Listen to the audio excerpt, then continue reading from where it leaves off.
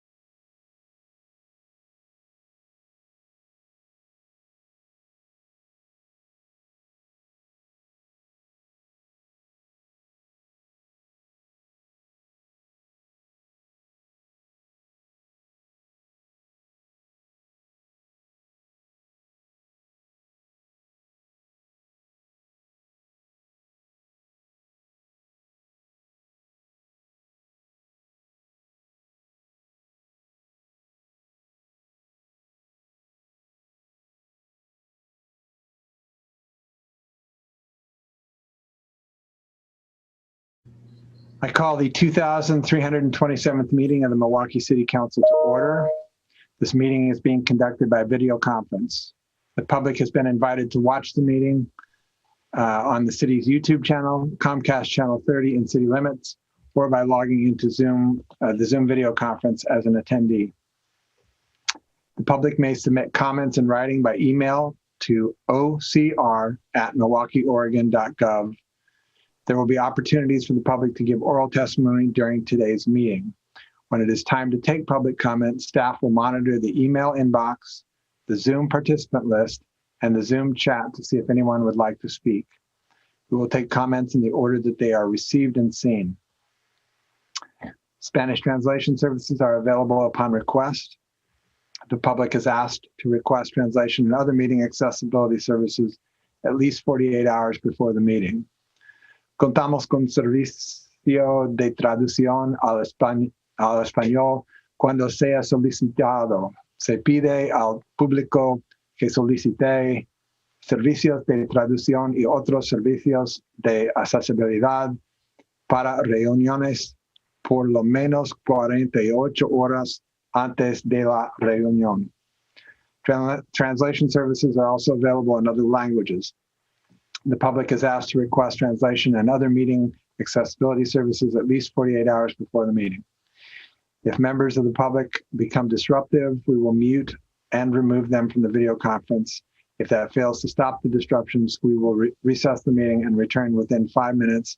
If we are unable to continue, council will briefly meet off air to move unfinished business to the next council agenda. All right, please join me in the Pledge of Allegiance. I pledge allegiance to the flag of the United States of America and to the republic for which it stands, one nation, under God, indivisible, with liberty and justice for all. The city of Milwaukee respectfully acknowledges that our community is located on the ancestral homeland of the Clackamas people.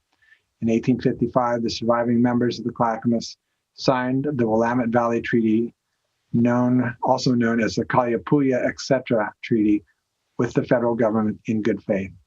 We offer our respect and gratitude to the indigenous people of this land. All right, for our announcements this evening. Share your vision for the future of City Hall building by participating in an online open house. The open house includes a short video, a quick survey, a place to share your ideas and interact with other people's ideas, and a place to ask questions about the project. The open house ends on January 7th. You can participate on the Engage Milwaukee site at engage.milwaukeeoregon.gov. Don't forget that city offices, including City Hall and the Johnson Creek Boulevard building and the library, will be closed for the holidays on Thursday, December 24th for Christmas Eve, Friday, December 25th for Christmas Day, and Friday, January 1st for New Year's Day. Happy holidays and Happy New Year to everyone. Hang on a second. My screen just went away. Sorry. All right.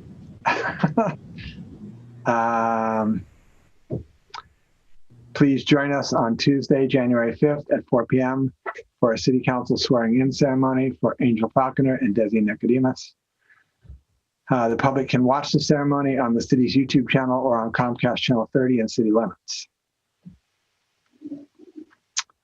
The Milwaukee Poetry Series and the Letting Library are sponsoring a William Stafford birthday celebration on Saturday, January 9th from 2 to 4 p.m. on Zoom. They will share poems featured by featured readers and invite you to participate in an open mic online. Email Tom Hogan at tomhogan@comcast.net for more information or to register for the event. For more information about each of these events and others, please visit the city's homepage where you will find the city calendar at www.milwaukeeoregon.gov. If you don't have access to the internet, please call the city's general number at 503-786-7555, and staff will provide you with the information you need or connect you with someone who can help. All right. Is the student back in the room? Does not look like it. I just texted her.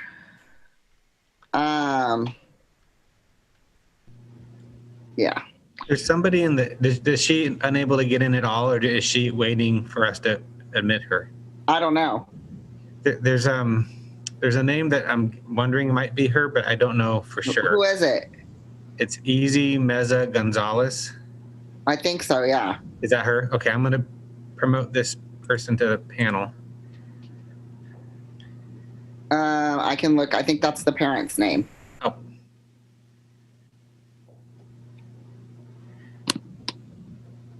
Is that you, Shelley? No. Oh, sorry. Okay. Oh, it's not. Easy, man. I'll put you.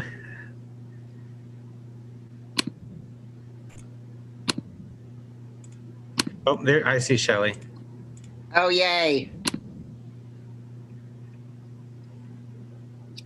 Hi, I'm so sorry. I was running around trying to do this. Don't worry, honey. You got this. It's all good. Sorry. I'm okay. Hi, I'm Shelly. That's Vanessa. Nice to meet you. Nice to meet you. All right. So our next item will be the Milwaukie High School Outstanding Student Achievement Award, which will be presented by our principal, Carmen Gilman. Good evening, everybody. Oh, You're being invisible now. I know I'm being invisible now, Shelly. So I just turned my camera on. Hi. So I'm so excited tonight. I sent you a bunch of information about Shelly. But we are so lucky to have Shelly. Shelly, you know, I talk a lot about some students, like some students are out in front and this and that. And then I talk about students who are those kind of quieter kids, not quiet, because Shelly's not necessarily quiet, but she's not out there like, she's not out there like asking for a lot of glory or any of that. She just like gives unconditionally all the time. She gives to community. She just does so much for our school, and she's just a phenomenal human being. So I'm really excited for you all to meet her. Shelly, I asked the teachers if they had any feedback about you. So I'm going to read some of this. Oh my gosh. Wow. I didn't actually expect that. No, it's great. They had some really great things to say about you. You're loved, I'll say. So Mr. Winter says that Shelly is a legend. That sounds like him, doesn't it? Shelly is a legend. I was so happy to work with her as a sophomore in world history, a great student, and even a better leader. I've seen her excel in so many ways. The blood drive is a perfect example. Super sweet, but a true boss in capital letters. She's a real CEO. And then Mr. Ullman said that you're extremely talented and that you have many talents that you possess. And he doesn't even really have the words to describe you, but really enjoyed having you in his classroom. Miss Me would like you to know that Shelly is always involved in leadership and supporting our community. She is an activist advocating for all students, but making sure our students of color are being taken care of. She has a solid academic standing while actively engaged in student government and many clubs and activities. She has been chosen as an ambassador representing the North Clackamas School District at the American Asian Youth Leadership Conferences in the last couple years. I am super proud of her being recognized by the city of Milwaukie. And that's from Miss Me. And Mr. Peterson says that Shelly is such a wonderful young woman and her passion for others is unmatched. Her heart is so big and it guides her decision making. She is phenomenal and deserving of any award she receives, Mr. Peterson. So hooray! Shelly has been an incredible and humble leader in our school for all 4 years of her high school career. I admire the breadth of her contributions to our community as a generous friend and through her classes, student government, the Asian American Youth Leadership Conference, and the Asian Pacific Islander Club. She has put a tremendous amount of work into initiatives like the blood drive and starting the API Club. She does all of this with kindness and humility. Shelley is driven by care for her peers and the community. She has a genuinely altruistic spirit. She is courageous and a generous leader in our school. Mr. Freeland. And finally, where do I start? I know that Shelley was special from the day that I met her. She is wise beyond her years. Her calming presence brings people together in a way that is unprecedented. Her strong desire for social justice propels her, and I cannot wait to see what direction it takes her. This girl will move mountains, and I can't wait to see it.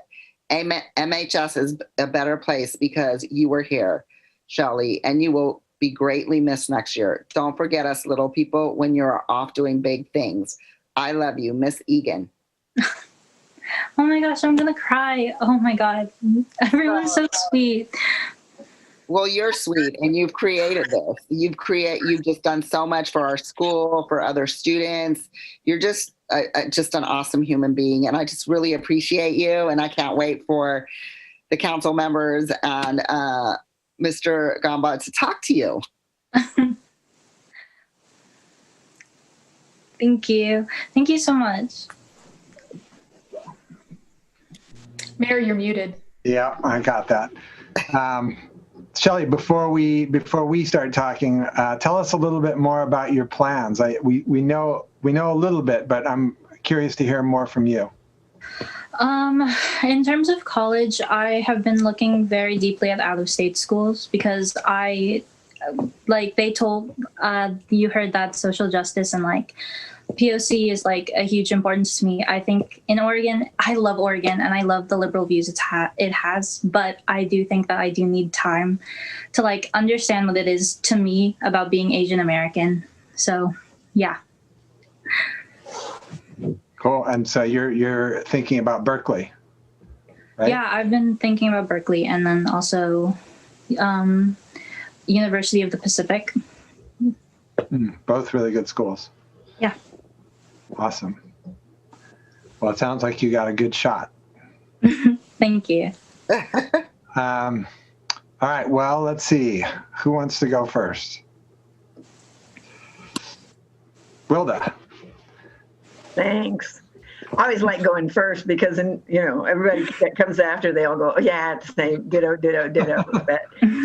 Because we're always seriously so impressed with the students that Ms. Gilman is able to bring us from Milwaukie High School. It certainly always gives us hope for the future, and to know that students like yourself are going to continue down that leadership path and, help us all out in the future. So appreciate that. Great resume. I see you've done so many things. I have one question and then one comment. So it mentions several times that you've been in orchestra. I mean, even since freshman year or something, but it doesn't say what you do, what you play. Oh, so I've been playing viola since since 8th grade, but I've been interested since 6th grade. Yeah, it's one of those, I don't know, I loved it so much because it's one of those instruments that not a lot of people know of because they think of it as the violin, but the harmonies are so gorgeous. But sorry, but yeah. Yeah, that's awesome. Great. Thank you for sharing that. And then the comment I wanted to make was, I see you've got some notes here about it says here that one of your favorite classes is English because you love to read and to write. And I know you'll keep those up. Those are two things that I really value also. And my eldest son is an English professor, and he's done some amazing kinds of things. And I used to be a journalist, so I know what the written word and the spoken word can do. And right now, because of COVID, I'm probably reading about 3 or 4 books a week. So, yeah, so keep that up. It's really, really, really awesome. And you'll just go so many places in your mind that you'll feel like you've been there. So thank you for that. And thank you for being here tonight. Yes, of course. Thank you. All right, Lisa, go ahead. Hi, Shelley. Yeah, I too am. I think the reading and writing are really great life skills, no matter what career, what you end up majoring in, being able to write is important in really every kind of field. I had nephews who were, one anyway, who was like, I'm going to be an engineer. I don't need to write. And I'm like, wrong. You need to be able to write. You need to be able to explain to people what it is you're. So it's great that you have those skills and so many other skills that were on the email we got and what we heard from the teacher. The thing that really jumped out to me was the words from Miss Egan talking about your commitment to social justice, which you also talked about why you think about going to school in California. But also calming presence. I mean, that's important in these times. I think so many of us get worked up and, often rightly so, but being able to, express ourselves and not in the heat of the moment and be a calming presence to people around us is an important skill. And it's not one that I have, to be perfectly honest. And so I think it's great that you have that skill. And I will say I have my fingers crossed for you for Berkeley. I almost went to Berkeley for law school, and at the end, I decided to go somewhere else, and I've always kind of regretted that I didn't go to Berkeley for law school. So I'm hoping for you that it works out. Thank you. Kathy. I hear a lot of myself in you, Shelley, which is, I mean that in a positive way. I was a sociology major and a creative writing major. I was actually a double major. So I'll echo what everyone's already said about writing, and I'll tell you that I didn't know about sociology when I went to college, and I took a class. We had a January term, and I took a sociology class, and it completely changed my life. And it just kind of gave me the understanding of the world I was experiencing that I had never had and always wanted. So I found it really empowering. And I actually turned Berkeley down for a graduate school program in sociology, which, I might have actually gotten a PhD in sociology had I gone to Berkeley. So I think it's a great place to be looking at for sure. They do really interesting stuff there in sociology, and a lot of really, really good academic work around some of the things I've heard you express interest in. So that's great. And other than that, I would just say I love that you have this set of skills. Having that passion for social justice and having a deep sense of kindness and compassion that we clearly heard about, and then also having communication skills. That's a really powerful. That's a powerful package. You are a powerful person who's just starting to learn what that means. So that's really cool.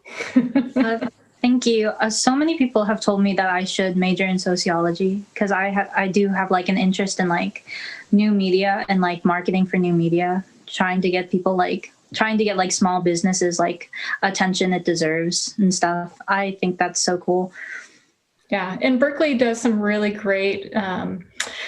They've had a long history of having a focus on more ethnographic and really small scale study within social sciences that I think could be really fun for you because it gives you the opportunity to do storytelling. And that was what I was always drawn to in sociology, because then I could use all of those skill sets in the same place.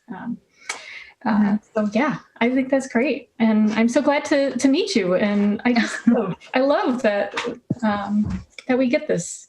It's really great. Thank you. Angel. And your antenna is up before you start. No, it's actually down this time. Ah, couldn't see. Wasn't in front of your mouth, so I was worried.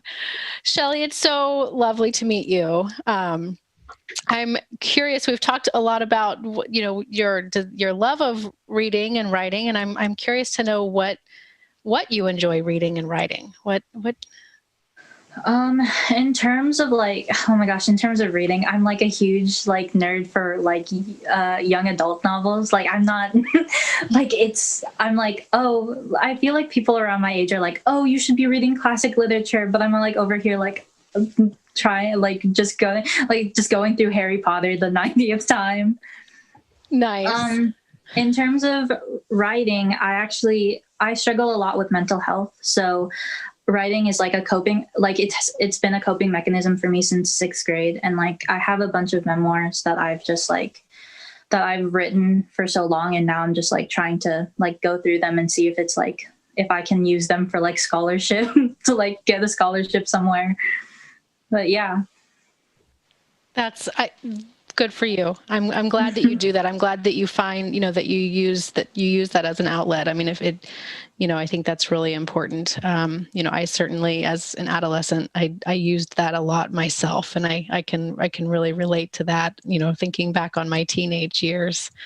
Your interest in Berkeley made me remember, and your interest in doing, social justice work reminded me of a name that someone brought to my attention, a Dr. John Powell at Berkeley. And I was just starting to do a little bit of research about his work, targeted universalism philosophy, and you might check that out. It sounds like there's a lot of common interest up there, and he's the looks like he's the director of Othering and Belonging Institute, and has done a lot of work at Berkeley around disparities related to race and ethnicity, gender, sexual orientation. So you might find his work interesting if you end up there. Thank you. I wrote his name down. I'm so interested. Actually, targeted universalism. It sounds like such a cool name. It certainly got my attention too. And Carmen, again, thank you so much for bringing forward such a wonderful young woman and a leader. And when I think of leadership, I think of you, Shelley.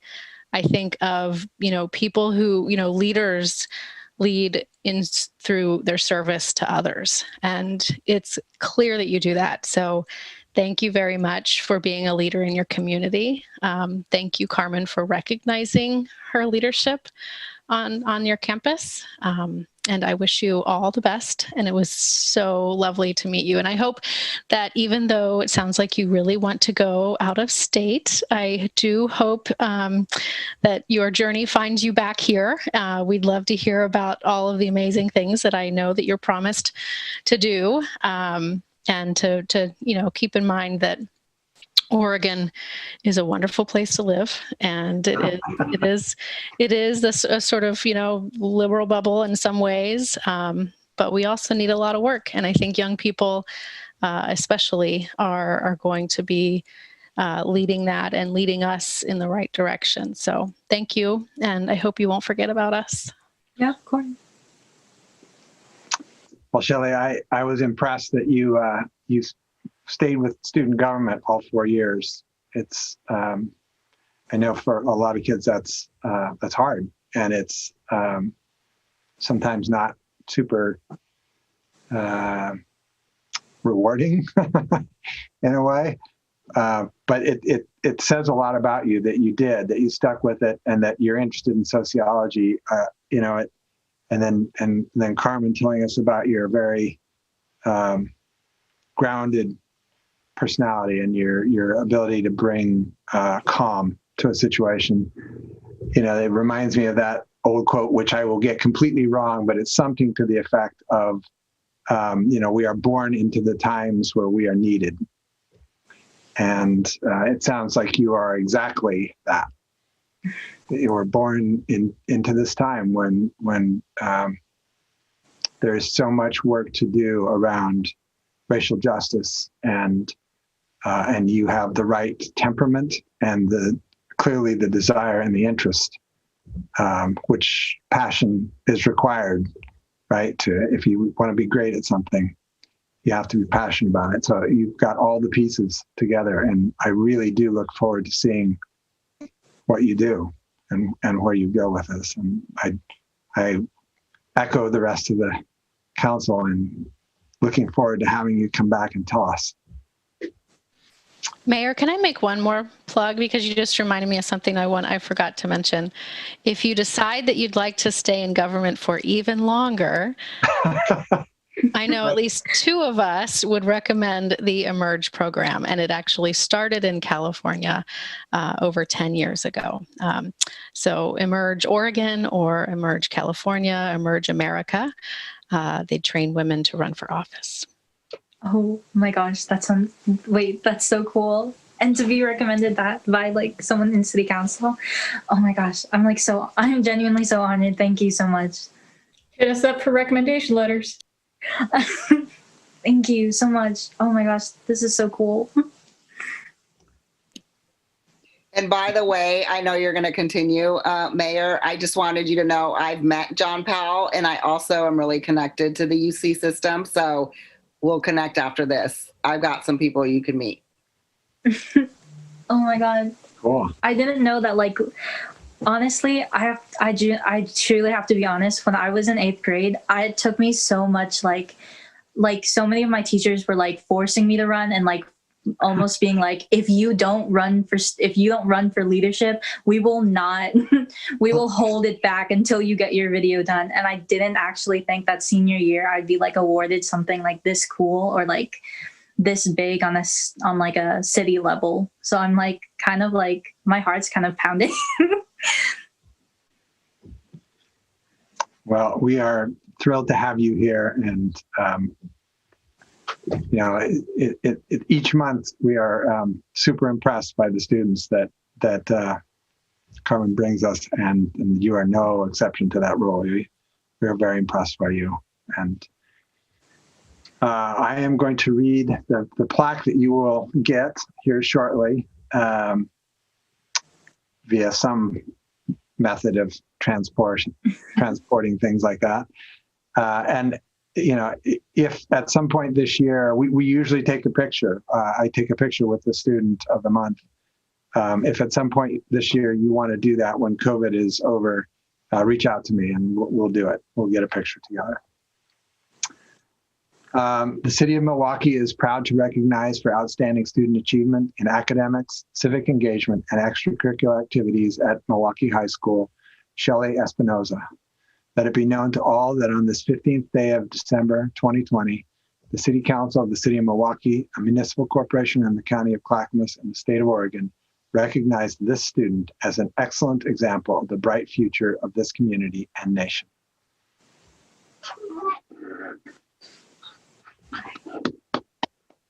Thank you so much. This is so cool. I know I've said that so many times, but this is like very great.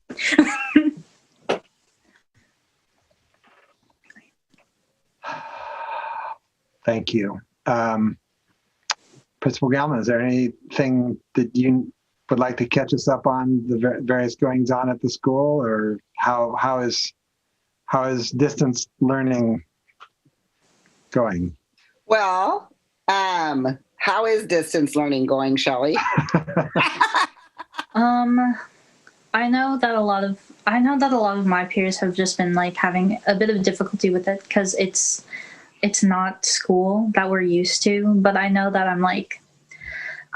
there are a lot of things that that people can't help. So I think also a lot of people are just like, guys, it's no one's fault, so don't get angry. So a lot of our students are just being like, yeah, I mean, it sucks, but if I'm still getting like education, so it's okay. Yeah.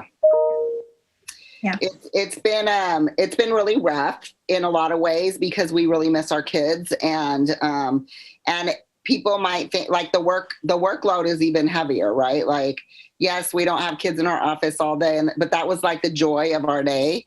And so now it's like meetings all day in this kind of venue is really difficult. But then also just being able to reach all of our students, and we know that our students are experiencing different things. And so that's been hard because they're not with us. And so that's been a little difficult. But I think that this quarter just started, and so things are smoother this quarter than the first quarter, obviously. Go ahead. Miss G, I'm super sorry, but I actually have student government work to do. Oh yeah, no, that's fine. Okay, thank you so much. Thank you again. Shelly. Bye. Bye. It was lovely meeting all of you. Bye. Bye. She's really shy in a lot of ways, though. She's awesome, though. She's so amazing. I love her. Great.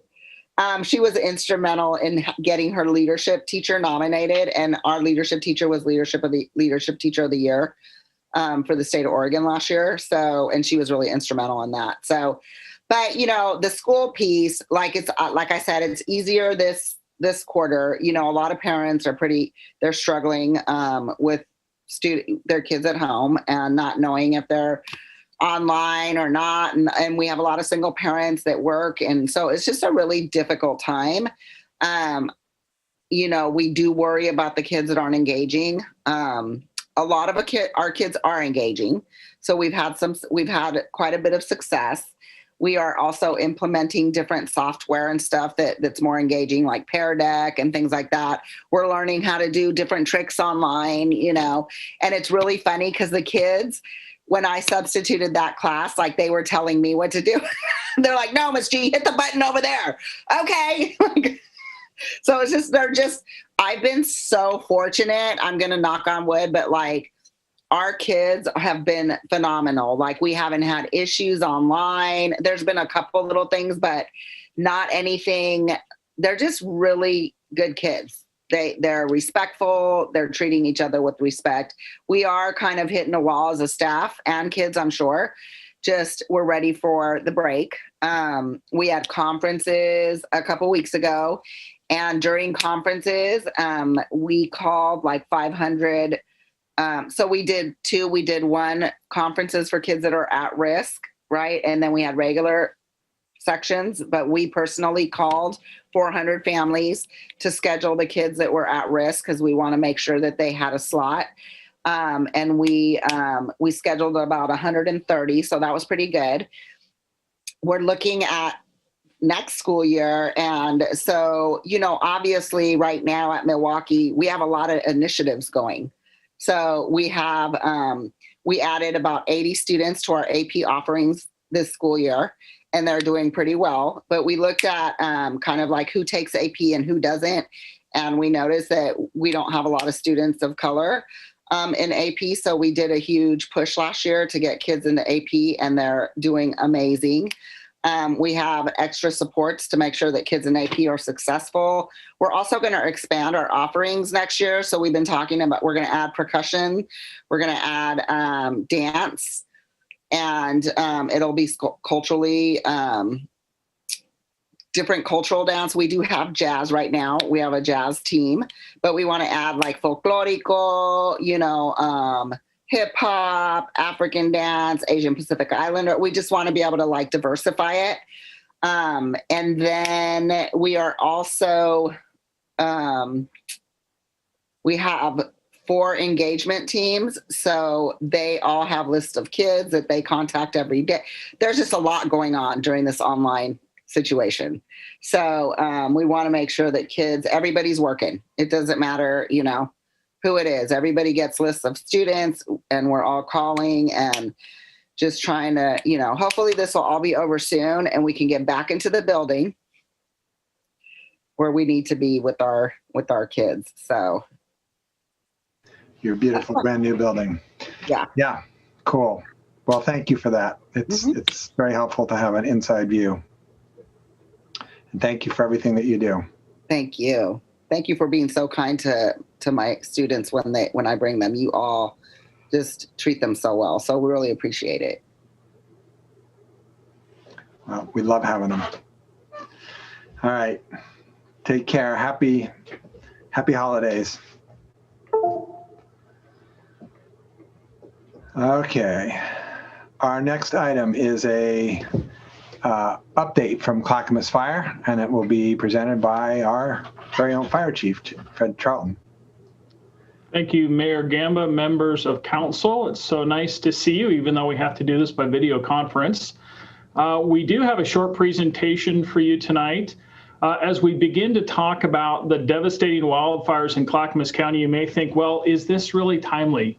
You know, you look outside, it's almost the holidays, it's cold, it's rainy. Well, we can't forget that this disaster happened just 90 days ago.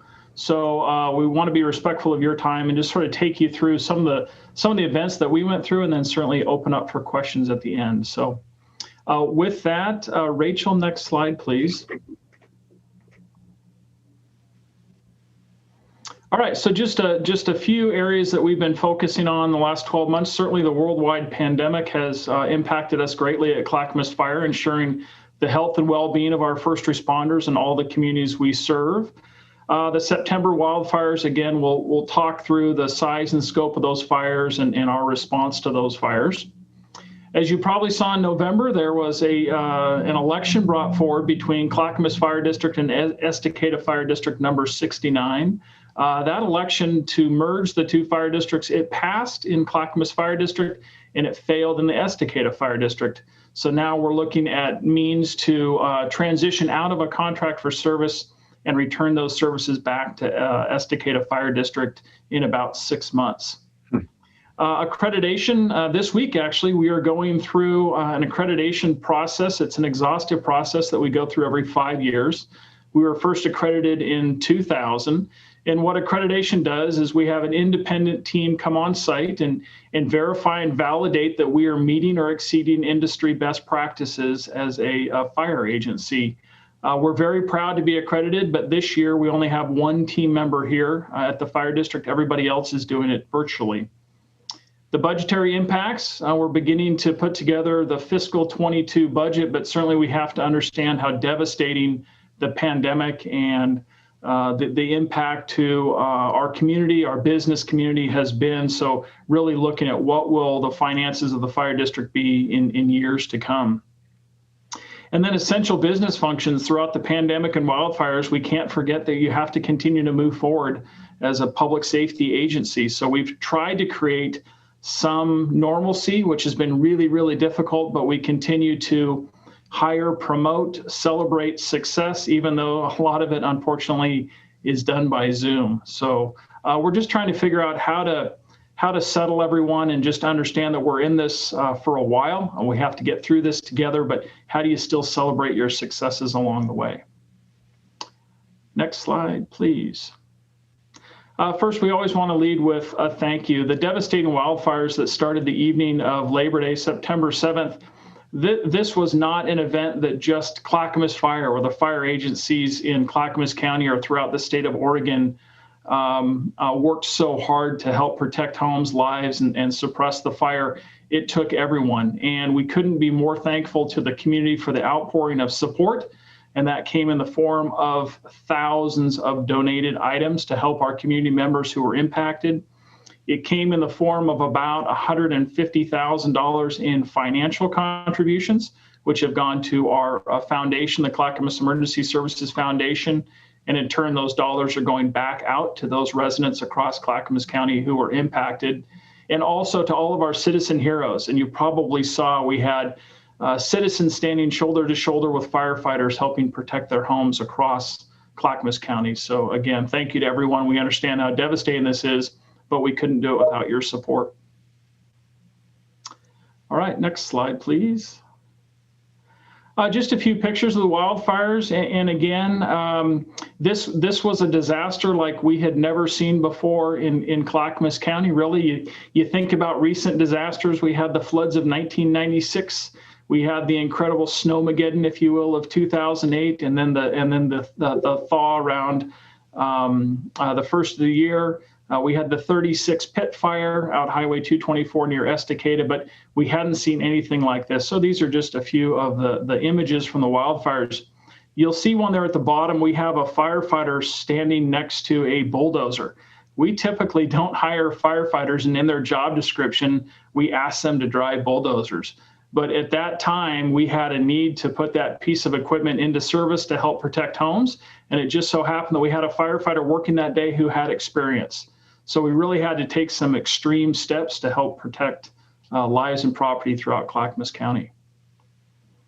Next slide, please. So a little bit tonight, we'll just talk briefly the status of the wildfires. Again, we'll be looking back to October when a lot of those fires became contained, and then certainly and now the suppression efforts with the change in weather have been very beneficial to us.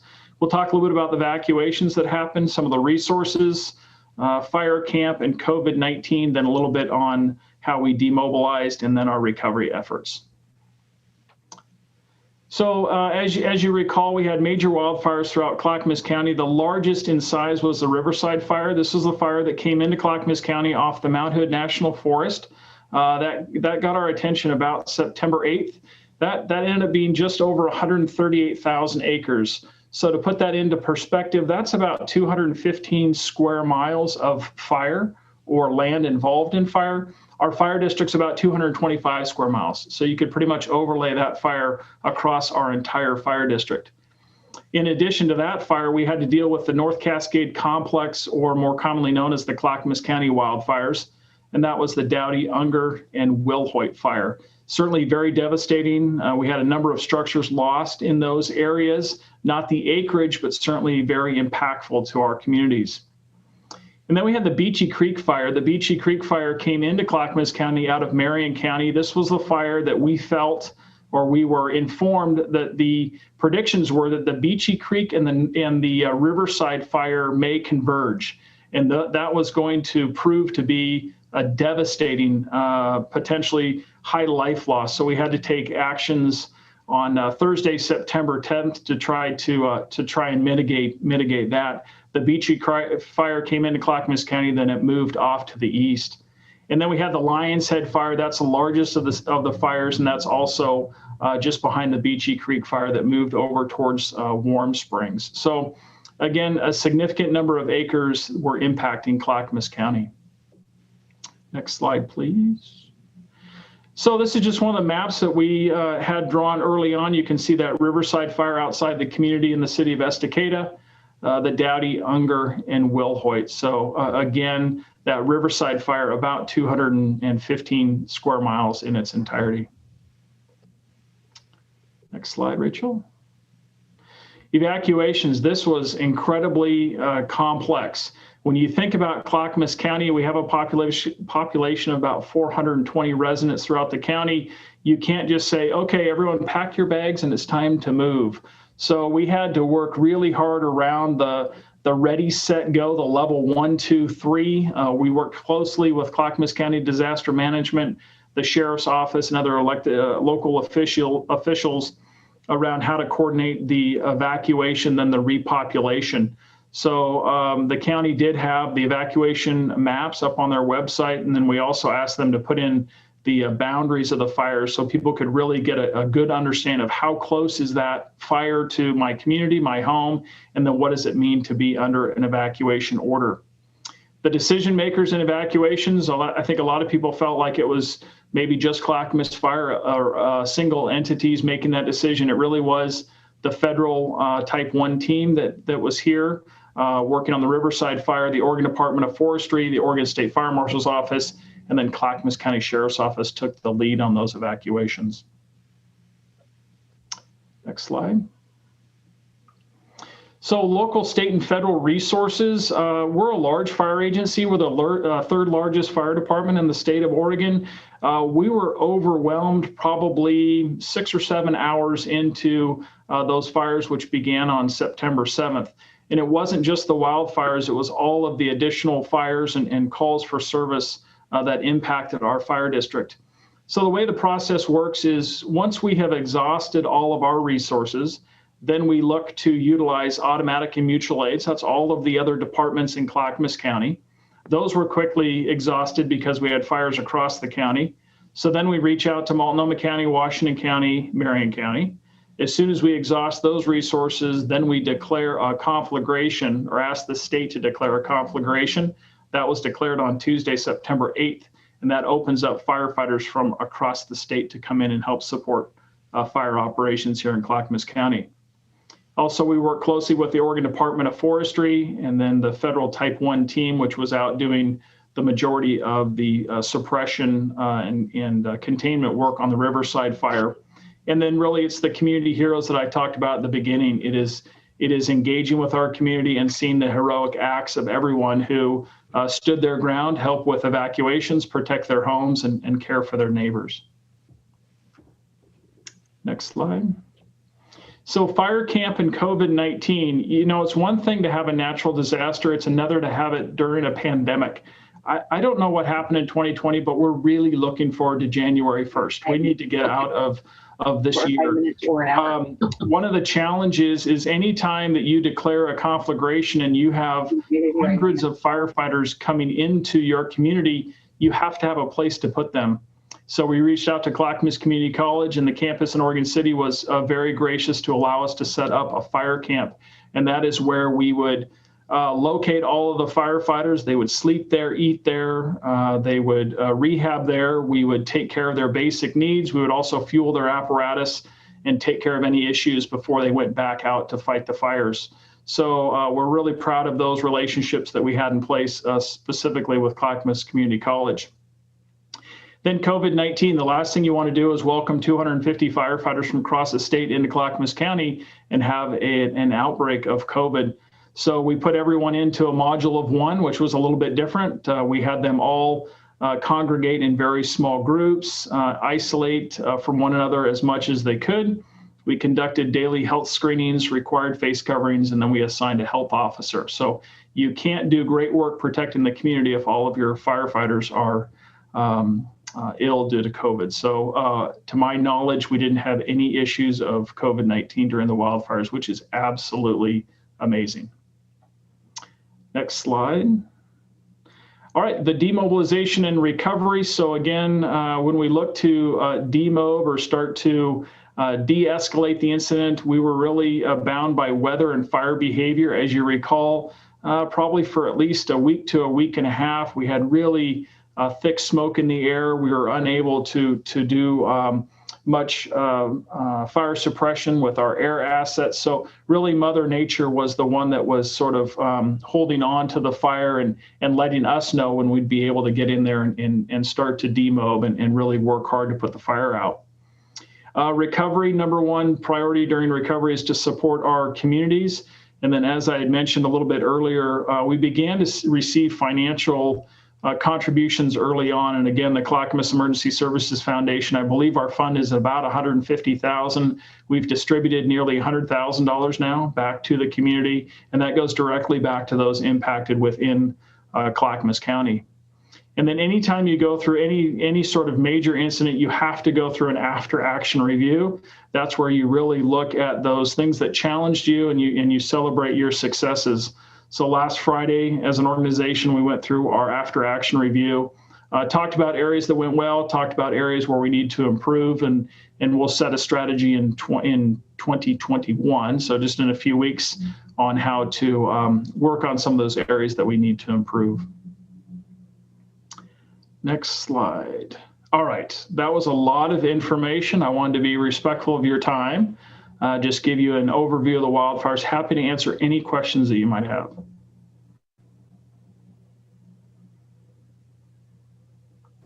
Anybody? That was a great presentation. I've learned a lot of things I had no idea of, and how you guys managed all those fires and everything. I thank you so much. Thank you. Well, thank you. Although we were challenged for sure. We were stressed. Our firefighters were fatigued. We've never been through that. You can sit down and you can what if things all you want, but until you're facing these type of wildfires, and also just to put it into context, there were about 1 million acres of Oregon forests on fire during that week. Typically, when we declare a conflagration in the state of Oregon, it's very labor intensive. It takes the majority of the Oregon Fire Service to mobilize to respond to one conflagration. There were, I believe, 9 conflagrations declared in 24 hours, because this was a statewide issue. It wasn't just an issue here in Clackamas County. Yeah, I would, echo that it was an amazing job. I watched some of the daily press briefings and things that were going on during that, and it was quite something. It was obvious a lot of different agencies coming together to make everything happen. But I had wondered about the COVID aspect, so I'm really happy to hear that you were so successful in, keeping that from being an issue for all the firefighters coming together. That's pretty impressive. Yeah, thank you very much.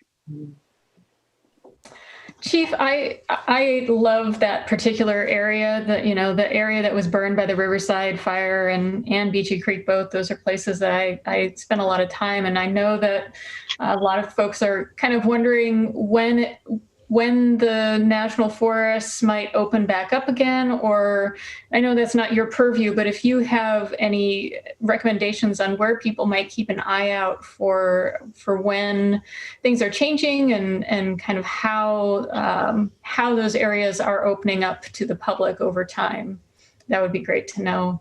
Sure. I think one place to start locally would be with the Clackamas County website. They have a dedicated area for wildfires. I was on a call earlier this week, and I know that they're working hard to do debris removal. That's really an important phase now, is to get in, especially as we're in winter, and clear that debris so it is safe to open up.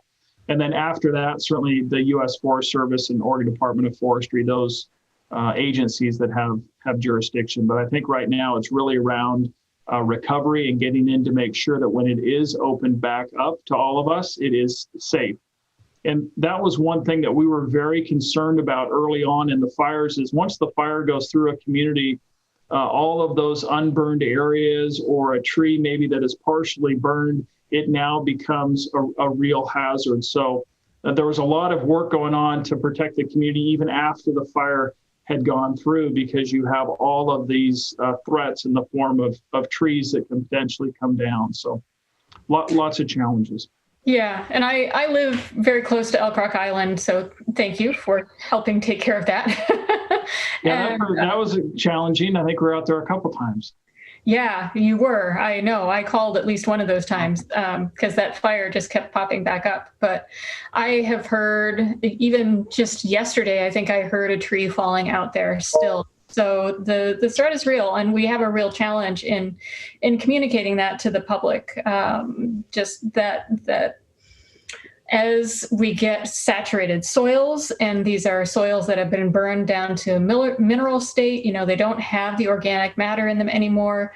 They're unstable, and things are not done evolving out there, and it's still not safe.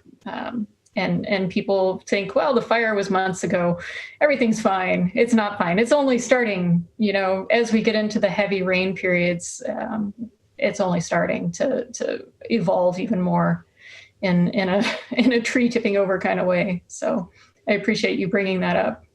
Thank you.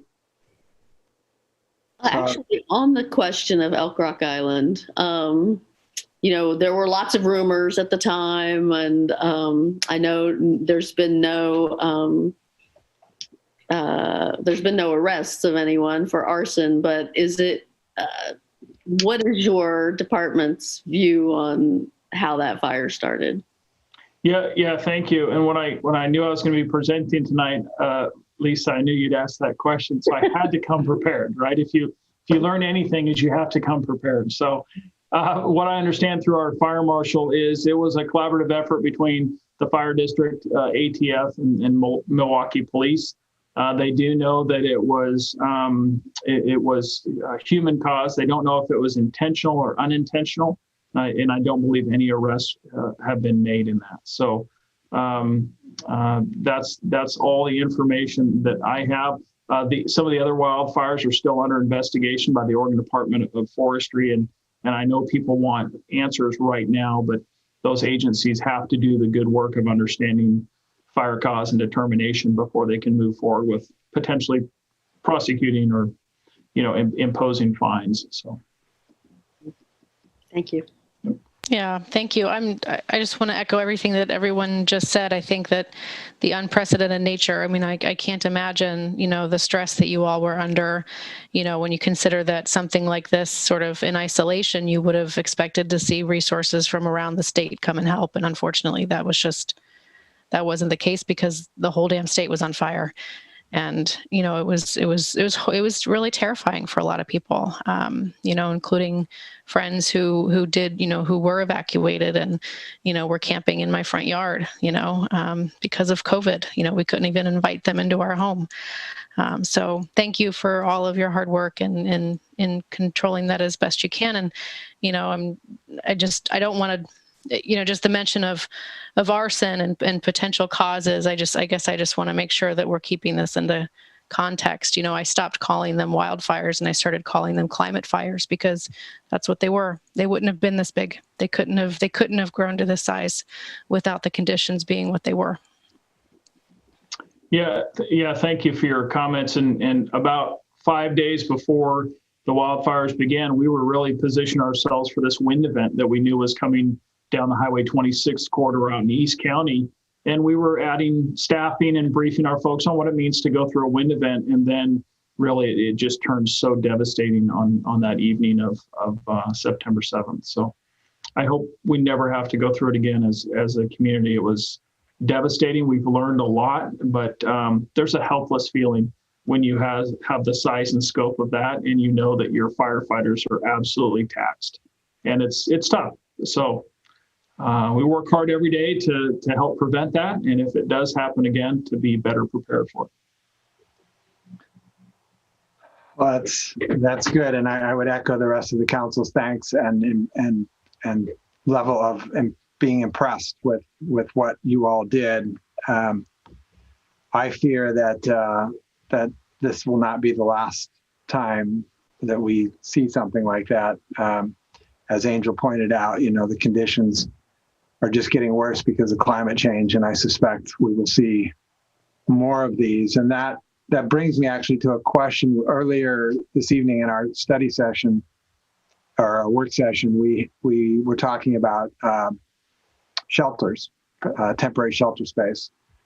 And there are a lot of sort of rules baked into how we've been doing it up till now. And I just wanted to, and we can take this conversation offline a different day, but I wanted to at least throw it out to you now so that you can be thinking about it. You know, a lot of the rules make sense kind of in a vacuum of being very fire safe in a temporary situation. But I don't know if you can see the picture that I put up behind me, but that's downtown Portland at the height of the fires. And you can see the homeless encampment and the homeless lady pushing her stuff across the street. Those folks lived out there, and you know more than any of us how brutal that smoke was and how hard it is on people's health, particularly people's health who aren't in great health anyway. So sort of with that in mind and thinking about the fact that we are very likely to have more scenarios like this in the future, I would request that we explore perhaps looking at some of the rules that were designed thinking about fire safety for a group that's sheltering, and realizing that if we don't have the shelters, those people are definitely getting hurt, right? Mm-hmm. Because they are definitely out there in that smoke. And, you know, the fire safety rules are good, but they are there in case something odd should happen, like a fire should start in a church basement or something, right? That's an unusual situation that may or may not happen. And we know the folks on the streets are definitely being harmed if they're not in a shelter. So sort of from that context, I would love to have a conversation about, can we look at opening up other spaces that may not quite qualify under some of these specific roles? Sure. Yeah, that's a great point. I think with respect to the wildfires, there were a lot of challenges around finding suitable locations for sheltering where it is safe, where you can expand it, knowing that we had to relocate so many people. And I think the opportunity, and Ann and I have talked about this in the past, is we have a meeting coming up in January between the city and the fire district. And I think that can be one of the number one topics that we talk about, is how do you apply the Oregon Fire Code when you're looking at temporary shelters and really trying to care for those that are that are most vulnerable. So I appreciate your comments for sure. Yeah, Anne, I would like to be rolled into that meeting when it happens. It seems like a perfect venue to.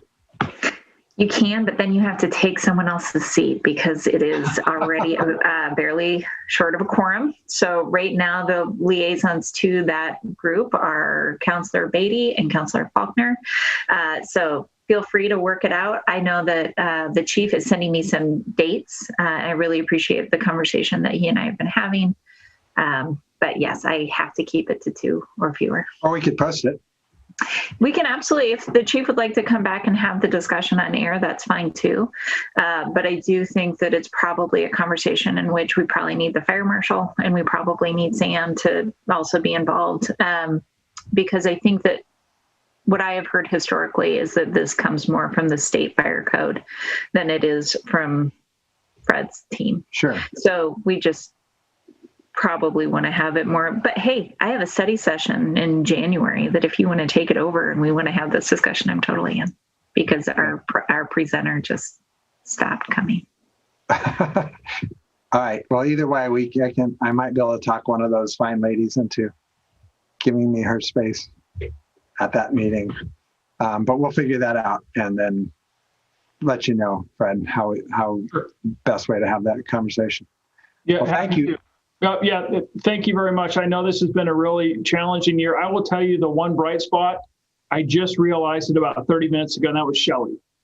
So all the work that is going in, with Shelley and her accolades and her leadership, I know she's going to leave and go do great things. When she comes back, I want her to be part of our leadership team. So just throwing it out there is when she comes back, we'd like her to join the Clackamas Fire family, because what a talented young lady. So we need the bright and the best. So yeah, absolutely. Thank you. All right. Happy holidays. Thank you. You too. Take care of yourself.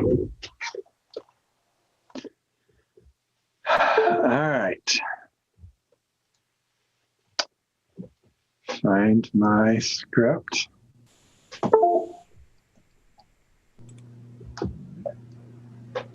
Okay.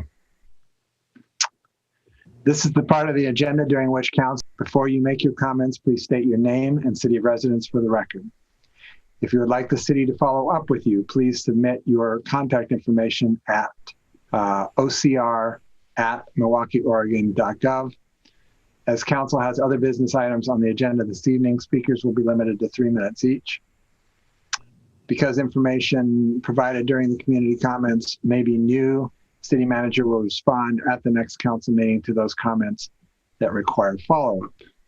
Before we begin this evening, is there any follow-up from the December 1st community comments? Ms. Ober. There is, but actually it's a discussion and the individual who's involved is here to speak tonight. So I think that I would probably recommend that we hear from them first. And then Councillor Heisey actually has drafted a response. And we have some updates that we can provide after we hear from our community member. Okay, great. So there's just the one. I thought we had 3 different people. 3. Okay. Well, we also, Mayor, have some individuals who would like to participate in making comment about one of our esteemed council members who is enjoying her last evening. So I will defer to Scott about whether or not those individuals should speak now or should speak closer to the end of the night. I was going to propose that Tracy go first since that was the order they came in, but I'll defer to the mayor. There's 3 people, 2 topics. And one of the topics is what we were discussing. And okay, and then the other one is well Councillor Parks. How much time do you think we'll have between this and sort of the end of the meeting, Wilda's celebration? Because it would be fun to roll those in to a good way to kick off Wilda's celebration. Well, and I do believe that the individuals who are on here this evening usually are here. Well, at least one of them always stays till the end of the evening. That would be the Reverend Edwards. And then I believe that former Councillor Shane Adma is also on the call this evening to say a few kind words. So I think he would probably wait for a few minutes, but I can double check that. Reverend, All right, well, let's start with the person who wished to speak to us about the restaurant delivery issue, and then if both of those folks are willing to wait, we'll hold them over till the end of the meeting. Reverend Edwards messaged in the chat that he was willing to wait till the end, or at the council's pleasure. And I just promoted Tracy to the panel. So Tracy, I can see you're here. Can you unmute yourself? There you go. All right. Can you hear me? Okay. If you don't mind, first of all, I just want to say that this whole council meeting has been really powerful for me. I'm not just a restaurant owner. I have 5 kids. So just seeing you guys highlight that high school student and, the fires, my little sister is our baker at the restaurant, and she was making cookies for $3 donations. And I think she might've dropped a couple $100 off to the local fire station, but I had refugees for those fires. And so everything you guys talked about was really important to me tonight. And I definitely appreciate you just taking the time to hear me and to discuss all these things that are really important to our community.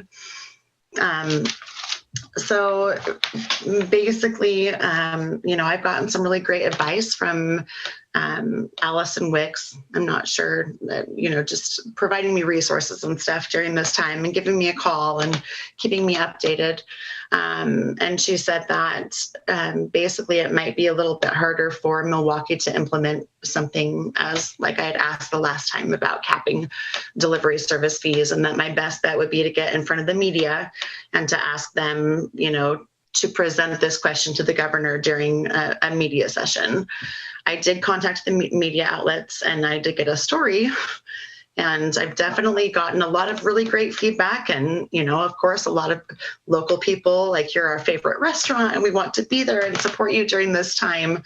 But I'm definitely focused on the ultimate goal, which is, are they going to ask this question to the governor at this, media session? If it fizzles out after a couple of weeks of media exposure, it really doesn't do what I'm asking for. I've been contacted by some local restaurants in Portland who have also sort of presented their issues with the ordinance. And if you don't mind, I'm just going to explain to you what she had said. It's Di Nicola's. It's an Italian restaurant in Southeast Portland. She's been in business for 75 years. She contacted me and she said that she had a long fight with Grubhub, and they finally issued her a check and honored the 10% agreement that the city of Portland had passed the ordinance. But DoorDash in turn said, well, we'll only charge you 10% commission, but they tacked on 15% marketing fee. And so they basically tacked on all of these other fees to make up for their 30%. So, right now I know that it's a small, I don't know. I'll be honest with you. I struggle with asking government to put an ordinance or another restriction on another business. I don't want them to go out of business. I know they have to make money as well, but I also know that there are things that they do. For instance, when a customer calls in and they order from us, it's just the convenience of using the app online, right? All they have to, they could call us, or they could order it online. And for today's population, we're just technology bound. We order online. It's easier for us to do. But if a customer comes and picks up their own order, there's no delivery, there's no driver, there's nothing. They still charge me 30%. Just because the customer used that app instead of calling me directly. So it's not I don't even care about 10%, but 30, it's so high for us right now. And we're so small. I know a lot of the bigger chains, even, the owner of Di Nicola's that I had spoke to, she's they have a chain. They've been in business for 40 years. They own their building. It's easy for them, to deal with one delivery service that might be giving them a little bit of grief. But for me, it's not. I need these right now to stay in business. So really what I'm asking for right now is, I've gotten the word out there to the point that I feel like I can. Any advice that you guys could give me, any next step, if any of you are involved in this special session that the governor has called, I know that there's this delivery cocktails sort of thing that they're doing that might include what I'm asking for, which is the, cap on delivery fees. I don't know. I'm asking your help right now. Anything that you might be able to suggest. And so far, everything has been wonderful. You guys have been wonderful. Every resource that I've gotten has been wonderful. I'm so appreciative. Well, we really had hoped that we could just jump right in there and do the exact same thing that Portland did. And for a variety of legal reasons, at this point, we're not sure that we can. So what I know that Councillor Heisey has written a resolution that I am confident will pass this evening, which will be presented to the governor and to the legislature requesting this. So at this moment, that's the best thing I think that we can do. And then to follow up, we'll reach out to Karin and to other legislators that we have relationships with to ask them for this. But I think that right now, that's our strongest path forward.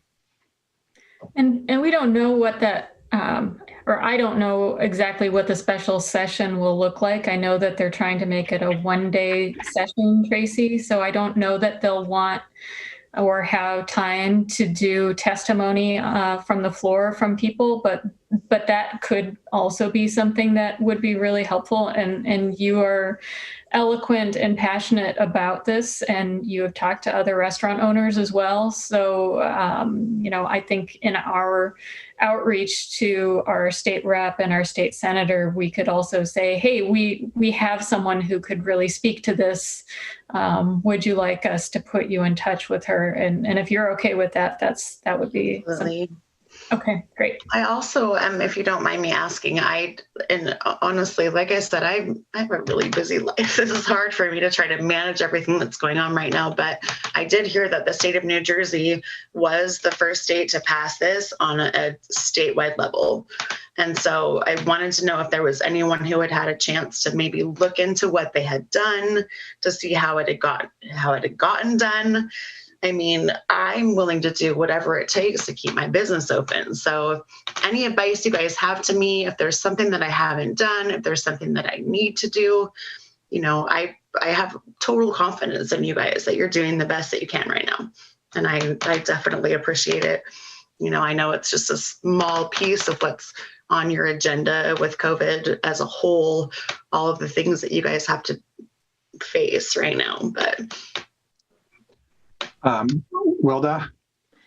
I was just wondering, Tracy, if you've gotten in touch with the Oregon Restaurant Association. Jason Brandt, the CEO down there, is a good friend of mine. I'll be happy to, get your email address and can do an email introduction. But Oregon Restaurant Association may be real helpful. They've been challenging the state regs for a long time now on other things. So this may be something that they can help with.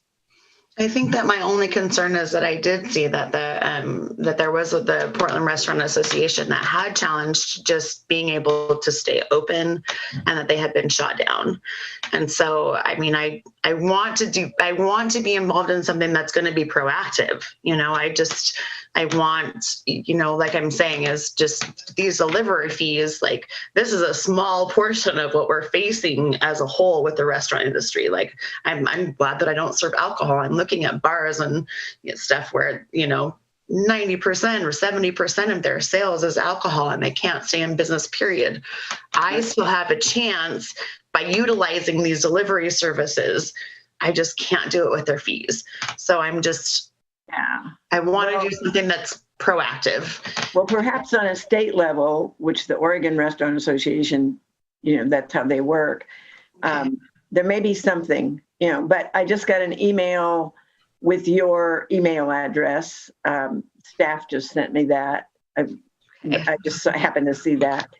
So I'll get in touch with him and get the email to the two of you. And I would also say, I think in the next day or two, we'll know more about what the actual bill proposal is. And Allison should be able to keep in touch with you, and getting the Downtown Milwaukie Business Association to write a letter, getting the other downtown restaurants to all write. The more stuff that goes into that record at the legislature, the better. Okay. Absolutely. And tell stories. Explain, really make it human. Walk them through why this 30% hit is unbearable. It's untenable.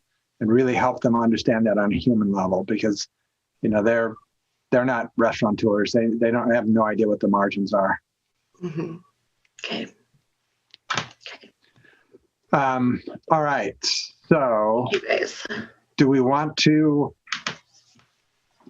do Kathy's resolution now, or do we want to move on to the next? I'm inclined to do Kathy's resolution now. Let me put it that way. I think you should. I think it makes a ton of sense to do it at this point in the evening. All right, Kathy, would you like to read that, please? Yeah, I will read it into the record. And I'm sorry, Lisa, I know you sent me a second email. I don't think I incorporated your second round of suggestions, but I did receive earlier comments from Lisa that change it. So those of you who received this by email earlier today, this will sound a tiny bit different. A resolution of the City Council of Milwaukie, Oregon, calling for an emergency special session for the Oregon State Legislature in support of restaurants impacted by COVID-19 restrictions. Councilor Heisey, should I share a version I have on the screen so people can read it at home while you're there? It's the first version. Yeah, go for it. It's the first version. First version? Why don't you have the second version, Scott? You sent it to me. I only have the version I formatted. Oh. So just for simplicity, I'm going to share that, but she'll read it a little differently. Okay. Go ahead, Kathy. You can keep reading. Sure. Sorry. Oh, that's fine. Thank you, Scott. Whereas the necessary restrictions of on-site dining during the COVID-19 pandemic have severely impacted restaurants, and whereas many restaurants are now almost entirely dependent upon third-party food delivery services for their business, and whereas the fees charged by third-party food delivery services may be as high as 30%, effectively eliminating a restaurant's ability to profit, and whereas the City of Milwaukie recognizes the integral role our small businesses play in our community, providing gathering places and sponsoring or supporting many of the events that help define Milwaukie, and whereas the City of Milwaukie is deeply committed to supporting its local businesses and restaurants, and to that end, has issued a total of $252,000 in grants through our Business Relief Fund since the beginning of the pandemic. And whereas the city looks forward to further opportunities to invest in and support local businesses through our Construction Excise Tax Fund for Economic Development and Urban Renewal Area Fund, as well as through our ongoing relationship with the Downtown Milwaukie Business Association.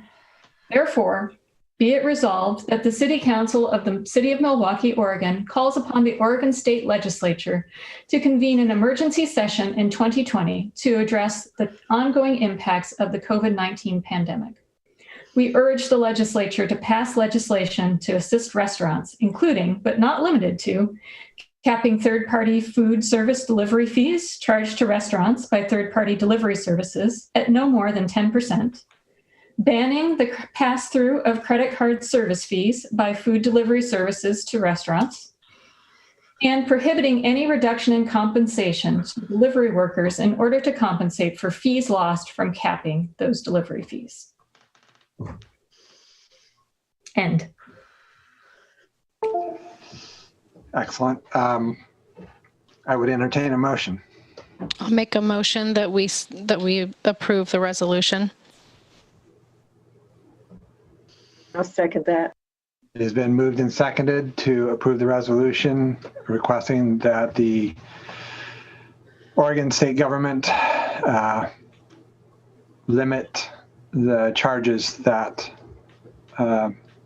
delivery services make on restaurants. Is there any further discussion? All those in favor? Aye. Aye. Aye. Opposed? None heard. Passes unanimously.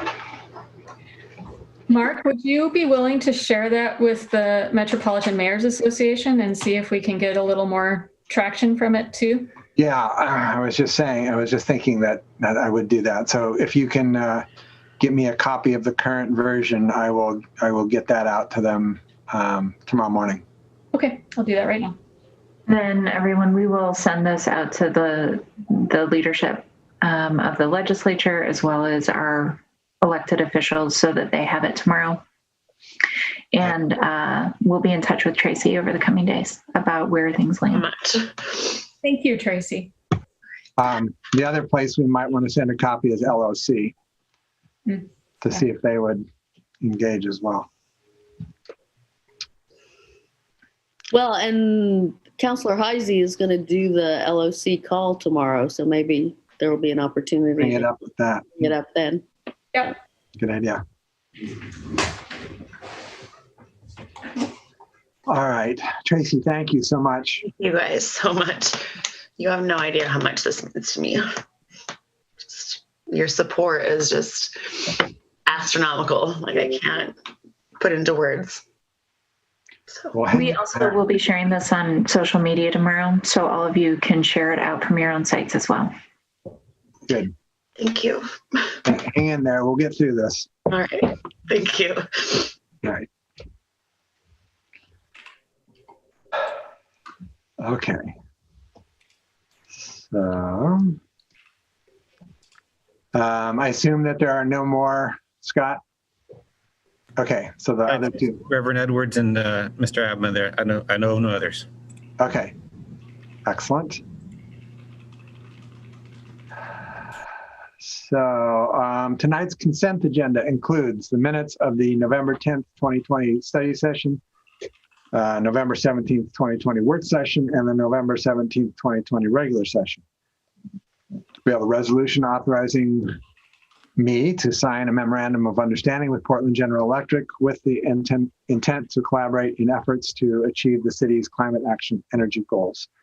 Does any member of council wish to remove an item from the consent agenda? I would entertain a motion. So move to adopt the consent agenda. A second.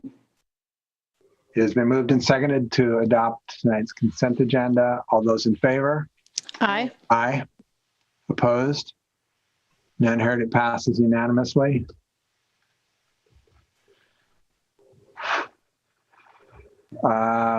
The next item is the Records Management System Contract Renewal. It's a resolution. This will be presented by our very own city recorder, Scott Soffer. Thank you, Mr. Mayor and Council, and thank you for taking a moment to talk about records. If it weren't for other things on the agenda, it would be a highlight of the evening, for some anyway. So, but I know there's other things on the agenda. So I have a quick presentation to share with you and then take questions, and hopefully we can continue to move along. So the big ask for the City Council this evening is to authorize a resolution authorizing a contract basically to continue using our electronic records management system. And there are a lot of acronyms in government, and I'm going to define a couple here for you this evening. The City of Milwaukee participates in a thing called the Oregon Records Management Solution. My legendary predecessor, Pat Duvall, led the city into this about 10 years ago now. And it's really a unique public-private partnership between the state of Oregon, the state archives, and the Secretary of State's office, the Oregon State Archives, and a private consulting firm, Chavs Consulting, who's had decades of experience developing and maintaining software specifically for local government. I believe Richard Chavs out of Baker City got his start creating a software for local government finance. And they had a good relationship with the state archivist at the time, and they built this partnership. What it is it uses a very robust electronic records management system called, as I see at the bottom there, we know it as HPRM. It's Hewlett Packard. It's a big name in software companies. It's got some other names there. It's had some different names over the years, but it uses that very robust system to share a database where lots of government agencies, ranging from state archives itself and several other agencies in Salem, down to cities smaller than Milwaukie. We have the shared environment, and we therefore share costs. And we joined in 2011 as a pilot agency, and we came in with a number of other cities, Beaverton, West Lynn, other cities have joined, Oregon City, some other folks. The efficiencies of the system, it's a Department of Defense secured system. That means not only is it continually being updated and monitored and protected with secure databases in the state of Oregon, but there are backup systems in places they won't tell us. So the good news there is if there is a global attack, it doesn't particularly matter, where it is. There are backups and redundancies all over the place. The pricing is scalable. When you acquire any software package for records or whatever, you're probably talking about a fairly significant, at least upfront cost in buying the software or perhaps hardware for what you're buying. There is none of that with ORMS. You just decide how many seats you need, and then you pay a monthly service fee for that seat. The city of Milwaukie has 76 seats. And then the really good news, the long term, once you've got the software here, over time, there'll be updates. The good news for the Information Technology Department and the city of Milwaukie, when those updates come, we don't have to do them. Our IT department is left with once a year, maybe rolling out to the computers to run overnight kind of a situation, but no intensive coding or no intensive installing or anything like that. That's all done by Chavs Consulting and our state archives friends. And as happens once in a while, the retention schedule, which governs public records, the minimum of how long we retain things that are public records, those do change periodically. There was a massive change to the city's retention schedule in 2014. And that translates into a lot of back-end updates for an electronic system like this. We didn't have to do any of it. Our good friends at the State Archives in Salem and at Chavs Consulting did all of that. We were involved in the process. They told us what they were doing. We were engaged, but we weren't doing the heavy lifting. So there have been some real structural benefits for the city that Brandon and his IT team roll out some software when there's updates. But other than that, there's no massive back-end coding or anything like that. And boots on the ground situation, we've eliminated our offsite record storage. When I came to work for the city 7.5 years ago, we were paying for some Iron Mountain offsite storage. But one of the very first projects that I worked on with my colleagues, Hannah and Amy, in our office was to bring back a bunch of building permits from over the years, residential houses and things like that. As soon as we got done with those few hundred boxes, that was it. It's very common for cities from all sizes to be paying for offsite storage of records. We don't. And the city of Milwaukie has not for going on half a decade now. So we've eliminated that. And then when you talk about the records, we're still doing business. Records are created every day, largely digitally in these days, but there is still paper being produced. It's not nearly the footprint that it used to be. Again, when I first got here, just before I got here 7.5 years ago, there were filing cabinets in our recorder's office, but the week before I showed up, they were removed because they no longer needed them. And then we've only continued that trend since. So no offsite storage, reduced our footprint here. The staff report, which I appreciate Natalie and Peter weighing in on the climate impact statement there.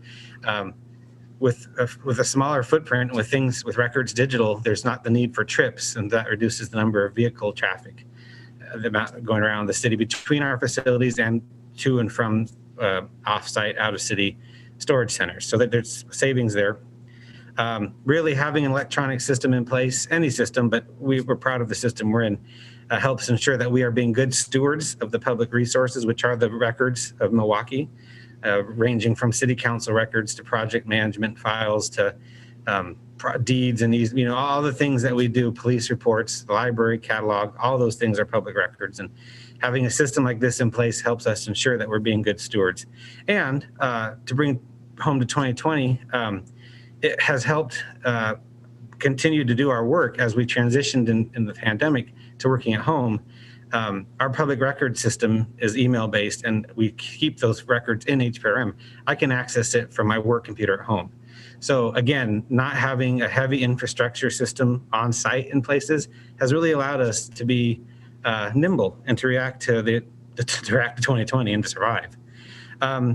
Just to reference some of the things that we talk about in a budget narrative, and so some of these numbers are, we don't have I don't have FY20 numbers here quite yet, but we haven't updated those yet. But just to give you an idea of the usage of HPRM, you can see there we have for number of digital files registered, FY 2017, that was a big year. We must have been doing a big email project. We've had various email efforts and other project cleanup records where we scanned a lot of, that might have actually been some leftover from that building permit, or we had different efforts at times to get records into the system. So almost 82,000 records that year. It dropped off in a little more probably normal, reasonable. We always have projects going on, but as you guys may be aware, the city's been very busy. So not all staff are focusing on public records projects all the time. So the numbers vary. Number of digital files viewed, that includes staff, and then we have a digital archives on our website. That would include public views too. And you can see FY 17 and 19 around 10,000 views. FY 18, we had a little increase in views. It could be some projects, some history going research. For example, when the bridge at Milwaukie Bay Park washed out and we had to rebuild it, there was maybe about FY 18 or maybe a little earlier, there was a lot of research into the city's record as to where that original bridge came from. I don't think we got too clear of an answer other than it was probably put there in the 1930s. But that kind of a project, which you guys talk about all the time, at some stage early on requires checking what happened, getting some research, and these kind of numbers share where that came from.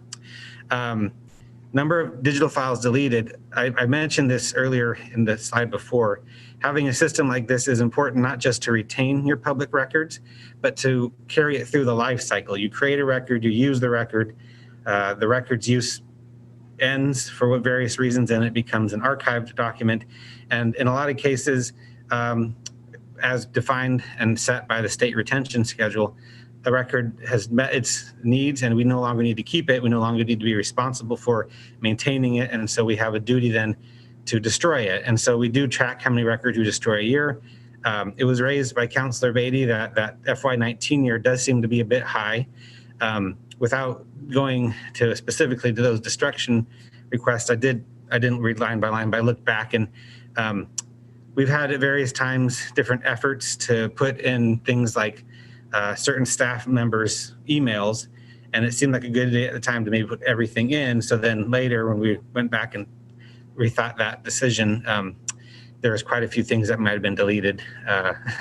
We decided that a lot of those things didn't actually end up need to be kept in there, public records. We also have, FY 18-19 would have been the time period that some of those first records that went in within the decade before that started to meet their retention. A lot of records in the system have 6, 7, 8 year retention. So things come due, we review them. We have a very thorough destruction process, which starts with a report being run.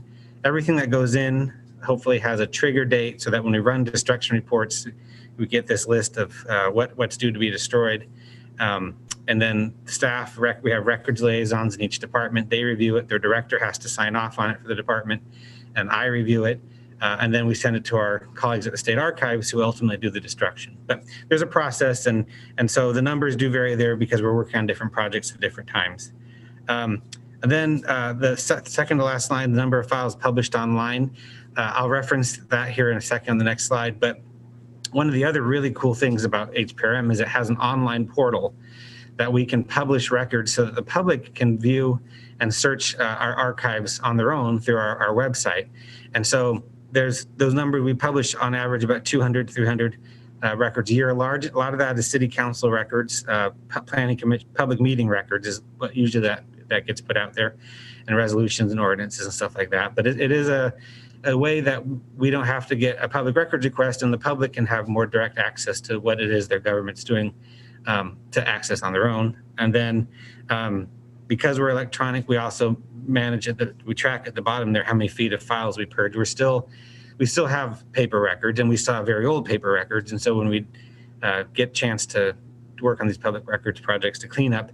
We track how many cubic feet of paper we purge, and that's kind of a consistent number there. So I mentioned earlier, I really want to stress the public is welcome to go and try out our digital archives. It's MilwaukeeOregon.gov, City Recorder, Digital Archives, and you can click that blue start searching box, and underneath that, I didn't put that in the clip here, but there are some pre-made searches if you want to see all of council's packets or resolutions, ordinances. There's some pre-made searches you can do there. You can do a keyword search if you're looking for something in particular. I will say not everything that the city has over 100,000 records in HPRM. Not all of them are published because not all of them can be. There are some things that are exempt from disclosure, but a lot of stuff is out there. And so that's a good start if you're somebody trying to do some research.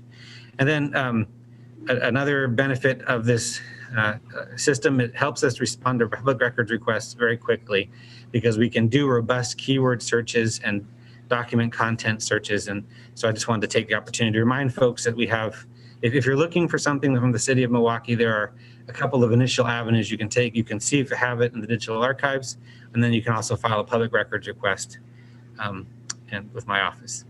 So circling all back, thank you for letting me trip down memory lane. But the ask tonight is for council to authorize our a new contract so we may continue our relationship. In this contract, specifically with Chavs Consulting, we have an intergovernmental agreement with the state of Oregon, which is still in effect for participation in the Oregon Records Management Solution. But this is a contract specifically with Chavs, both signed in 2011. We're bringing this to tonight because our city's public contracting rules require periodic revisiting of such contracts. The very good news is that this is a new contract, and we are proud to report that there is no changes to the terms. This is just strictly a brand new document. We wanted an opportunity for council to be able to revisit it, and I wanted a chance to blather on about public records. We need no more extra money from this. This is completely covered in the budget. It's $34,000 per year. It's been extremely steady for 9 years, and over 5 years, it's 170. And I just took the opportunity to throw pictures up of our staff in the recorder's office. And that top one is from the Lantern Walk at the Portland-Milwaukee Light Rail grand opening back in 2015. And of course, the lady on the far right there is my predecessor, Pat. And then in the middle is Amy and Hannah. And then on the bottom is Amy and Hannah and I in those pre-COVID-19 days when we could do things like Carefree Sunday. So the ask is that you consider adopting this resolution, and I'd be happy to entertain any questions. And I appreciate you giving me a few minutes on a very full evening to blather on about that. It's a totally non-convincing argument, Scott. I'm afraid we're going to not be able to go with that. And Mayor, I do just want to call out how lucky the city of Milwaukee is to have somebody who is this passionate about making sure that we preserve our history, our story, our content for future generations as we are working through hard things where it'd be really nice to know some of these histories and stories. Scott does an exceptional job of making sure that we don't lose sight of those important and critical discussions that happened before us. So thank you, Scott. Thank you. We have an amazing team here at the City of Milwaukee in our recorder's office. And I also want to give a big shout out to Kelly Tucker in finance, we have a few poster children records liaisons in our staff, and Kelly is without a doubt one of the finest public employees I've had the honor to work with, and she helped navigate this contract negotiation, which was really easy because Chavs, we have a good relationship. But thank you, Kelly, and I appreciate all the work she does too. I was just going to add that I also really appreciate your leadership in this and your office's leadership in making transparency possible for the public. I know that that's something you really value, and you really work hard to help with any public records requests, and that you take that very seriously as a charge of your office. So thank you. This is all part of that. Thank you. Agreed. All right. Anybody else? Then I would entertain a motion. I move to approve the resolution acting as the local contract review board, authorizing a 5-year contract with, did you say Chavs? Chavs Consulting for continued participation in the Oregon Records Management Solution. Second that. It has been moved and seconded to approve the resolution acting as the local contract review board, authorizing a 5-year contract with Chavs Consulting for continued participation in the Oregon Records Management Solution. Is there any further discussion? All those in favor? Aye. Aye. Opposed? None heard. It passes unanimously. That was close, Scott. Thank you very much. I appreciate all your support. Thank you for all your great work. We are lucky to have you and your team. All right. Central Milwaukie Bikeway Connection Project, an update, and this will be presented by our Associate Planner, Brett Kelver. Hi, thank you, Mayor Gamba. Mayor, councilors, it's good to see you this evening. Really nice to be with you virtually. I hope you're all doing well and staying healthy. Making an update presentation about a concept plan following an update on records management that I did not realize that this is the order of things on the agenda when we started. So this is a tall order. This is a tall order, but we'll get into it and see what we can do. So if I may, I'll share my screen here.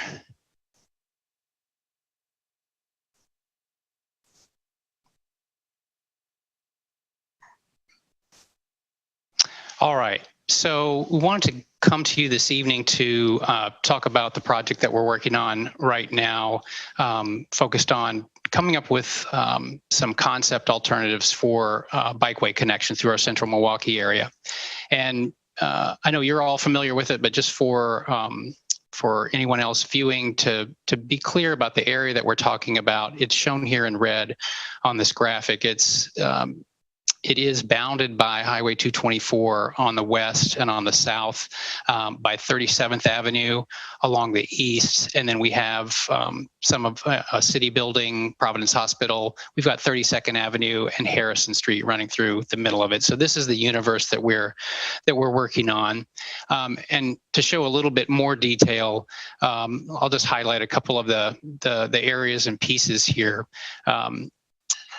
One, we have a few sites that we're considering opportunity sites. These are sites that are prime for redevelopment, and I think you're all probably familiar with them. One is the county's Hillside Manor. It's a Clackamas County Housing Authority site that's due to be completely redeveloped, and with an addition of about 400 new units in addition to what's there.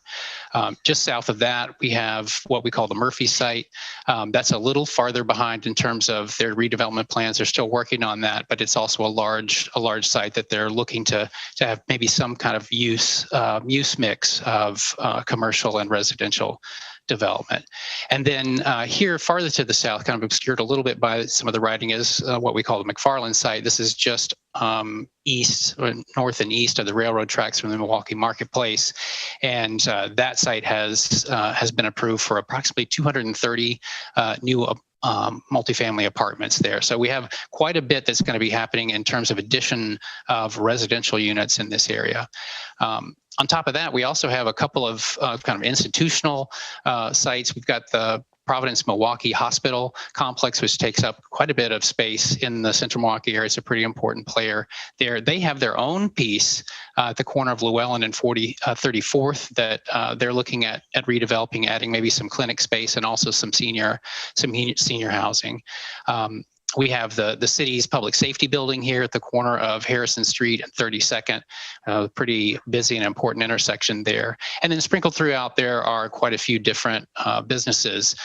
Interestingly, the one part of the Murphy block that is not owned and technically part of the Murphy site is here at the very corner of 32nd and Harrison. That's the Kimmy's Market site. And then across from that on this triangular piece, we have the Purdy's and the coffee shop, and then Harrison Plaza, kind of diagonally across from there, has several businesses in the commercial strip there.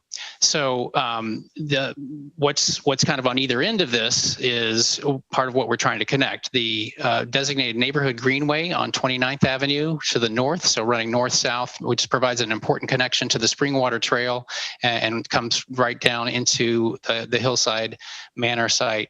And then our Monroe Street Greenway, which comes from, it's kind of an important east-west connection from downtown Milwaukie across through kind of the central part of Milwaukie and through the neighborhoods to connect to the I-205 path farther out to the east. So there's a lot that's happening already here and a lot that we expect to happen in the future. And so with that in mind, back in 2015, the city worked to develop a plan for land use and transportation in the central Milwaukie area, kind of looking at all these opportunity sites, looking at the existing uses, kind of taking a look at and analyzing some of the key routes, key intersections, what were the different facilities that we were wanting to connect.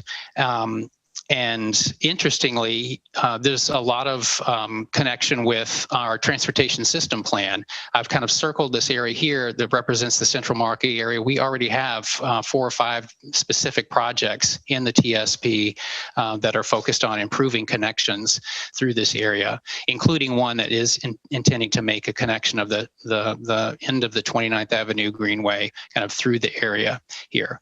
So we've identified a lot of things in concept that there are projects that we want to try to make happen to improve these connections. As we start to look more at the reality of this, one important issue was how do we make a connection across Harrison Street through this area? On a map, it looks good. It looks easy to kind of just come right across the street there. We showed this graphically just for simplicity's sake, I think, in the TSP as kind of following the railroad alignment. But once we start getting into the details and looking at what is involved with making an at-grade railroad crossing at a place that's already very close to a state highway, we realized that we needed to take a little more detailed look at this. And fortunately, we were able to get a grant through the Oregon Department of Land Conservation and Development. They have a transportation and growth management program that has provided us with a grant to work with a consultant, in this case, Alta Planning and Design, to take a more careful look at what are some realistic options here in this area.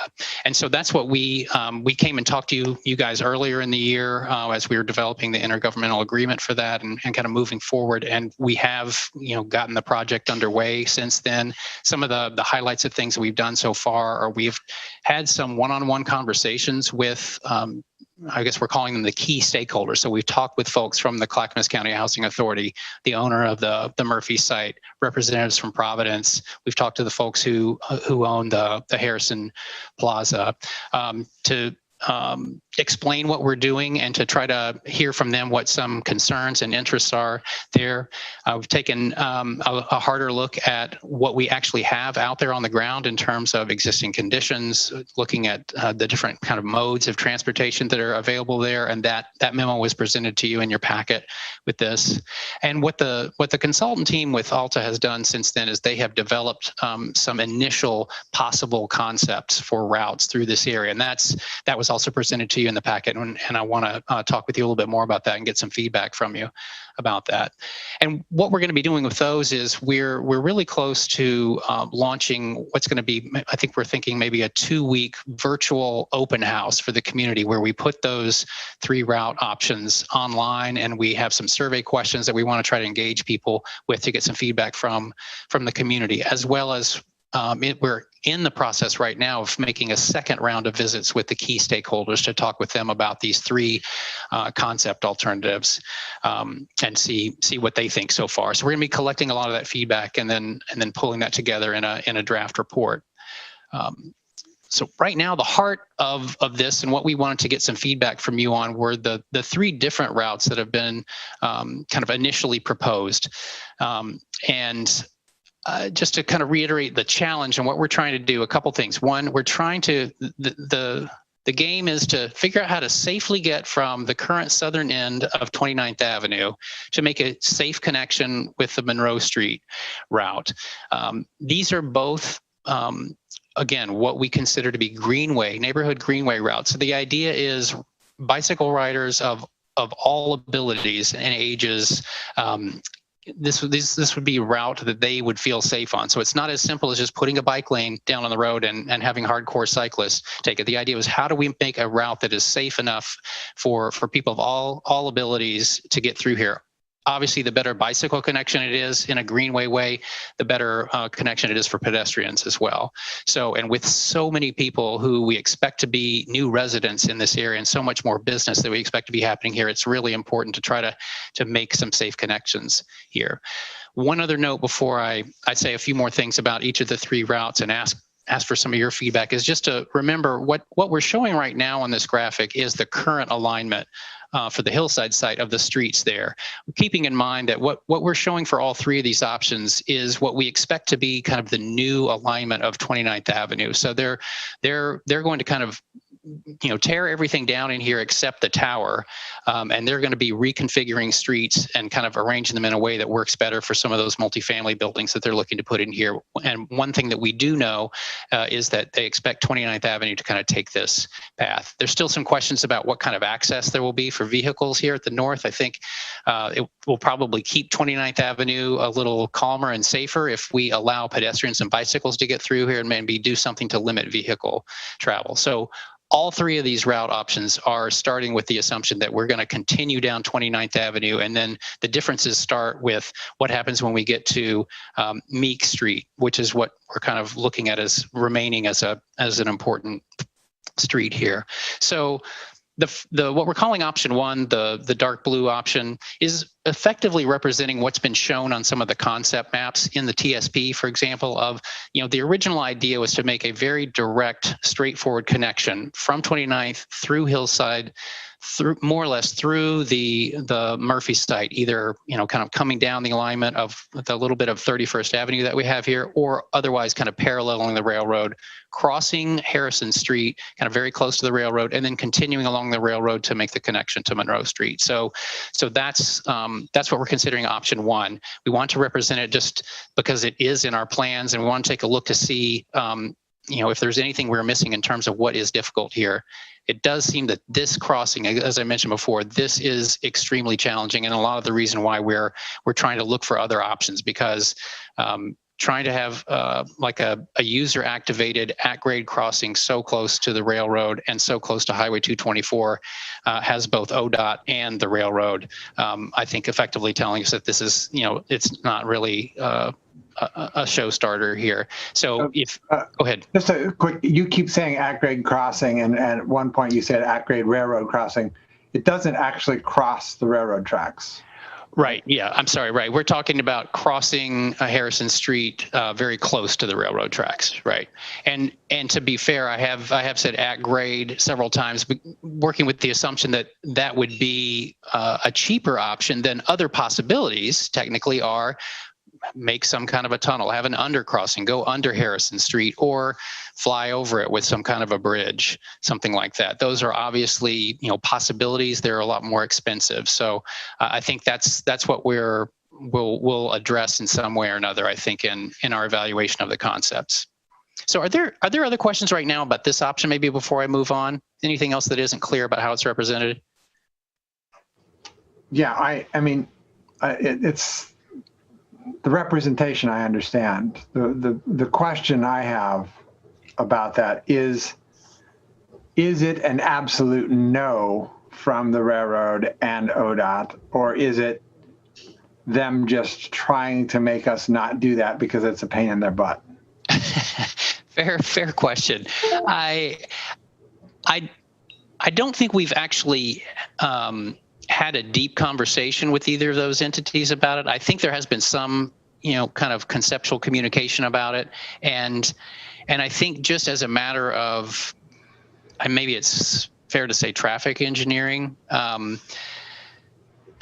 mean, all of you know kind of what this area is like already, just from your own travel through here, and what happens with traffic in either direction when a long train comes through. I think the idea of having a setup where, especially if it was, again, I'm using that phrase at grade, where, you know, I'm a bicycle rider, I show up there, I activate the signal and I stop traffic kind of on both sides of the railroad tracks. It's a little bit like what kind of we had to deal with somewhat with the light rail crossing coming through downtown, except I think an extra complication is the Highway 224 proximity. I mean, this signal, the spacing between the signal and the railroad tracks is already so relatively short. And the idea of even more possible frequent crossings here. Again, we haven't had an official, to my knowledge, an official conversation with both of these entities together. But I think from what our consultant team knows from their experience and from some just initial conceptual conversations, that this is, I think it is probably more than just, we don't want to do this as the railroad or ODOT, we're going to make it difficult for you. I think we'll encounter what we can probably document as are some pretty legitimate safety concerns here in terms of what happens with vehicle queuing and whatnot, and danger with the railroad. It doesn't seem any, so it seems, I understand the proximity to the highway and the freight line. I mean, you know, I've pre-COVID, you know, had to use the 12th and Clinton, you know, that intersection quite a bit. And that's got just as many more. I mean, it's got the freight crossing, it's got a highway, you know, a couple that are pretty big, you know, running right through there, and the TriMet line. And so those are all, you know, complicating factors that make that a heck of a lot more complex than what I'm seeing here, but maybe I'm missing something. Mm-hmm. Okay, well, fair enough. I think part of what we'll need to do, especially in this first draft of the concept report, is outline and articulate the pros and cons and the actual challenges as we understand them of this. Because those are all fair questions, especially the more you can kind of find some examples to compare to if you're thinking of other spots that seem to be similar but have a workable crossing at grade. Lisa, you have a question? Well, I do have a question. I have a couple questions, and I do think they ended up building a bridge at Clinton, didn't they? No, that you're thinking higher up or farther south from there. There's not a bridge at Clinton. You're thinking Gideon. Right. Okay. So Angel, sorry, you're saying, I'm sorry, just to clarify, you're saying that's Clinton and what, 10th or 11th, something? I think it's the 12th and Clinton stop, and it runs. That's where the line runs parallel to the freight track. It's also it's a big bikeway connection as well. Right. And it runs, you know, obviously it's just a block or so away from the Milwaukie and. I'm the name of the major road there that intersections. Powell, Highway 26. Powell, and then also 9090 isn't very far from there either. It's just a couple blocks to the west. Right. Okay. Yeah. Good. Yeah, that's a good reminder to. I think we want to make sure that we're looking at comparable things like that and identifying, just clearly identifying the issues. Because to be fair, there are a lot of things that are attractive about this option in terms of just how direct it is. So, you know, I will say too, and there are things that could definitely be different here, but one of the things that we ran into with the McFarland site and looking at how to configure the Monroe Street route, you know, originally we had figured that it would cross the railroad on Oak Street and then kind of stay on the street on Monroe. And then as we got into working on that Monroe Street concept plan, we ended up with the kind of what we were calling the Washington Street alternative, which involved actually having a path on the McFarland site next to the railroad so that you would come out very close to Washington Street. And as we got into that actual development review for the multifamily apartments there, and just the way they were configuring their site, you know, there were you know, kind of buildings kind of around the perimeter, parking close, and what they were doing was they were backing up some carport type structures to the path. So what you ended up with was a little bit of a canyon kind of feeling. Like, so there was like one way in, one way out. There were some legitimate questions about, you know, lighting, security, you know, graffiti, that kind of thing. again, not showstoppers, and probably ways you could combat some of those things. And without knowing right now what kind of configuration of development might happen on the Murphy site, on the one hand, it could be, if there's kind of some, whether it's parking or some kind of open space landscaping, you could have a nice, exposed path that there are eyes on, that people could feel safe and not out of view on it. It could also be something that ends up being kind of behind some buildings. And so, again, that's not a reason not to look farther at it, but just kind of keeping in mind the universe of possible design issues. So there are things that are really attractive about this in terms of just keeping it out of the way of the development of the site, staying close to the railroad, making a direct connection. And then there are a few drawbacks as well. Okay, so my question is, why, I'm assuming this isn't, if we crossed here, we would be crossing not in the railroad right-of-way. It would be newly created right-of-way, or, purchased right-of-way from the development or whatever. Why does the railroad even have a say? Why do we care what the railroad says? Well, yeah, fair question. I think they have some, and I'm not a railroad expert, but they obviously have some responsibility and liability for, protecting folks from the trains when they come through. I'm sure there are all kinds of requirements and standards for what kinds of signal lights and arms and that kind of thing happen there. So they have a definite interest in what is happening so close to their facility where it's crossing. Just like, I guess if we weren't talking about bikes and pedestrians trying to get across, just the basic idea of how does the signal function for vehicles? How is it set up so that there's, some deterrent from people trying to kind of jag through, in between the crossing arms or something like that. I'm sure they have, standards for that. So I think their antenna go up probably when you say, I'm going to cross some very vulnerable transportation folks, that is folks who are on foot or folks who are on a bike who don't have much protection, the same kind of protection as even a car or truck does, so close to a big train facility. Council, I have asked Kelly to jump in here because we are doing a lot of this work with our engineering department right now. Hold on a moment. Hi. I don't have a perfect answer for y'all, but in any time, so there are quite a few things that contribute into having a rail order. And if you have to actually get a rail order to do the project, that means you need to go through ODOT rail and the railroad in order to be able to do the project. So we needed a rail order for the Main Street undercrossing, even though we weren't actually impacting the train, right? We still had to do it. And so we actually have had a lot of experience negotiating with the railroad because of Meek and because of Main Street. And so I think, and I do believe Brett's talking quite a bit with the engineering team. So I think you're getting pretty good input in terms of what challenges could be with just risks to the project. You can go wherever you want. It's just you have to weigh the risk of, will there be a significant delay, or will there be a rail order that's required that you actually won't be able to satisfy the terms of, which could then make it difficult to construct. So I think it's good, Brett, if you go, the questions you're asking are good. I understand. I've gone through the Clinton, the crazy triangle down there a lot as well. Nothing's impossible. But it's just how long do you want it to take, and what the risks are to the schedule could be. But I believe this is actually close enough where you would actually need to apply for and secure a rail order in order to do that alignment. I can confirm that. Are we funded to begin construction on this next year? No. So we're looking at when for construction?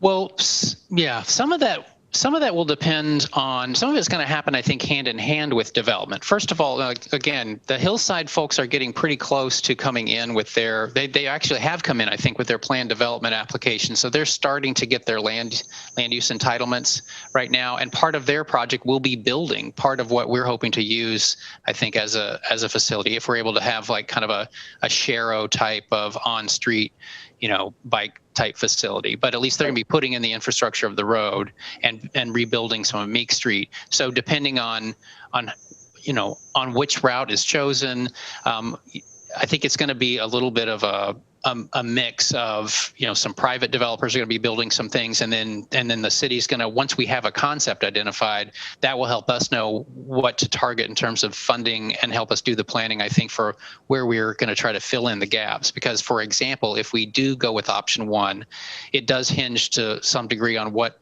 kind of development and when it happens on the Murphy site. And so then maybe, let's say we go with option one, probably what we'd be focusing on is working on a crossing here and, figuring out, are we able to stay in public right of way? Do we need to work a deal out with the railroad to be on any of their property to make this connection? So I think the answer to that question will depend a little bit on which route we go with and what pieces the city actually needs to fill in versus, pieces that we can get when some of these sites redevelop. Right. But I guess the point of my asking that question, to which I already knew the answer, is that we're not building it next year. We're not building it probably 2 years from now or 3 years from now. So the length of time it takes us to get through the railroad's ridiculous bureaucracy is probably not really a factor in getting this built on the schedule we'd like to get it built on. Because I think the construction, given how on again, off again the development has been there, we could be looking decades for that portion. So I think that's less of a problem. That's why I would like, that is by far the more elegant route as a cyclist, right? As a cyclist, it's far more elegant to not be on 32nd, to not climb the hill on Llewellyn, all of those things. So unless it's an absolute no from the railroad or from ODOT. Okay. So can I add one more thing? Just one more thing, and I promise I'll shut up after this. I hope not. You get to do what you want, right? This is why you do the planning work, is so you can ask these questions and look for the best solution. So 100% support moving through this process to ask these questions. I just want to underscore that it's not just, you have to have money and time to even start moving through getting the answer. It's not a, hey, would you let me do this? You would need to, there's an investment of money and time. You actually need a funded project, at least at some level, in order to enter into conversations with the railroad to get to that outcome. So just know that it's not just a, hey, you could kind of plug away at it for 2 years and kind of work your way through it without it being funded and then be ready for the opportunity. You have to fund that phase of work to get to a design level that's high enough in order to ask them for permission to do the thing. So it's just a little more complicated. Hey, Kelly. And I just want to add that I agree that it's the most elegant, but we've really heard from the public that they did not like the prospect of being sandwiched between the railroad and structures in any way, shape, or form. And because we can't guarantee what's happening on that opportunity site, that does give me pause on throwing all our weight behind option number one, because I think we could really end up in an awkward situation where it doesn't feel safe to some members of our community. Instead of just letting a developer run roughshod over us, we make requirements within our TSP that says that this cannot be sandwiched between the backs of garages, and that they have to provide just like we have design rules that say there have to be a certain number of windows facing the sidewalk, and we have various rules. We have control over our rights of way. But isn't that not our right of way? We'd have to acquire that part of that property to do option one. Right. I guess it does depend a little bit. I think with the dots shown going closer along the railroad, I think the idea is that would be probably on the Murphy site. So we'd be looking for some kind of public access easement, maybe as part of the public improvements that they end up constructing for the overall project, whether we end up getting it dedicated as new right of way, or we are able to obtain a public access easement. Those are a couple ways that might work out. If, again, depending on how they redevelop their site, if they, if instead of developing as one giant block, if they actually put in some kind of street system here, it's possible that, you could continue to use like a new public street and kind of come down, on a public street kind of through the middle of the site. I'll just tell you, our initial, conversations with the Murphy representatives, they're more comfortable with, with the route being shown, kind of not in the middle of their development for now, just because they still don't know exactly what they're going to do. And so that feels like if that shows up on a plan as being the absolute route is through the middle of their site, that makes them feel a little more nervous, I think, about some constraints that they might have with their development options there. I don't know if we're going to, will we talk a little bit about option 2 and 3 more? Because I sure. As someone who was a pedestrian more often than a cyclist, there are some things that I want to talk about with 32nd, and that is it essentially that I don't think moving away from 32nd actually removes the problem. I think that we will still have a significant number of people using 32nd and Harrison. And I don't want us to get to a point where we're saying, where we're going to do some silly ODOT kind of tactics where we put up like safety screens preventing people from crossing where is the natural crossing for people. Yeah. So I want to have some conversation about that. I just want to make sure that we've got some time, because that's also the frequent bus line. I mean, I think if 75, which is the only frequent line that runs through there, at least all the way through and up 32nd, there's some problems with the way TriMet makes stops because of the freight and the highway. So I hope we can kind of talk about sort of the pros and cons with at least Route 2. I don't see a whole lot of pro with 3, frankly, but I might just be missing something. Okay. Well, let me use that as a cue to just at least quickly walk through these other options and then open it up and have you guys kind of weigh in on all of them. So, sure. So option 2 is kind of the golden or yellow colored one here in the middle. So its approach would be coming down 29th, continue on Meek Street to 32nd, and then coming down 32nd. I think the original concept here is, an off-street path. So kind of a wider sidewalk type of feature that could handle bikes and pedestrians both, kind of not a bike lane on the street. Coming down to, maybe it's possible it might be able to stay off street a little farther down. I think that right now conceptually is just shown jogging back out to 32nd as you get closer to the intersection, but some of this is will depend on how this site redevelops.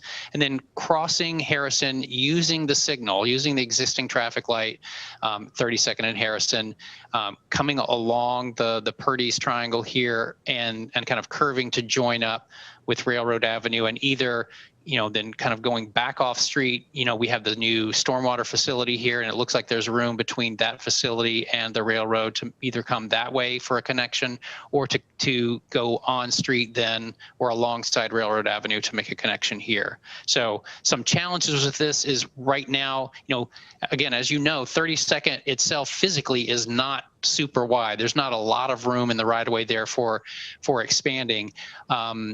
There's at least, again, the fact that Kimmy's Market is not part of this larger site doesn't make it impossible, but it does present a little bit of an obstacle to, being able to do a little bit more all the way to the corner here. So maybe it means trying to acquire some property there or something like that. But that overall idea is kind of getting to 32nd, staying kind of on an off-street path as much as you could on 32nd, using the signal to cross, and then joining up on Railroad Avenue.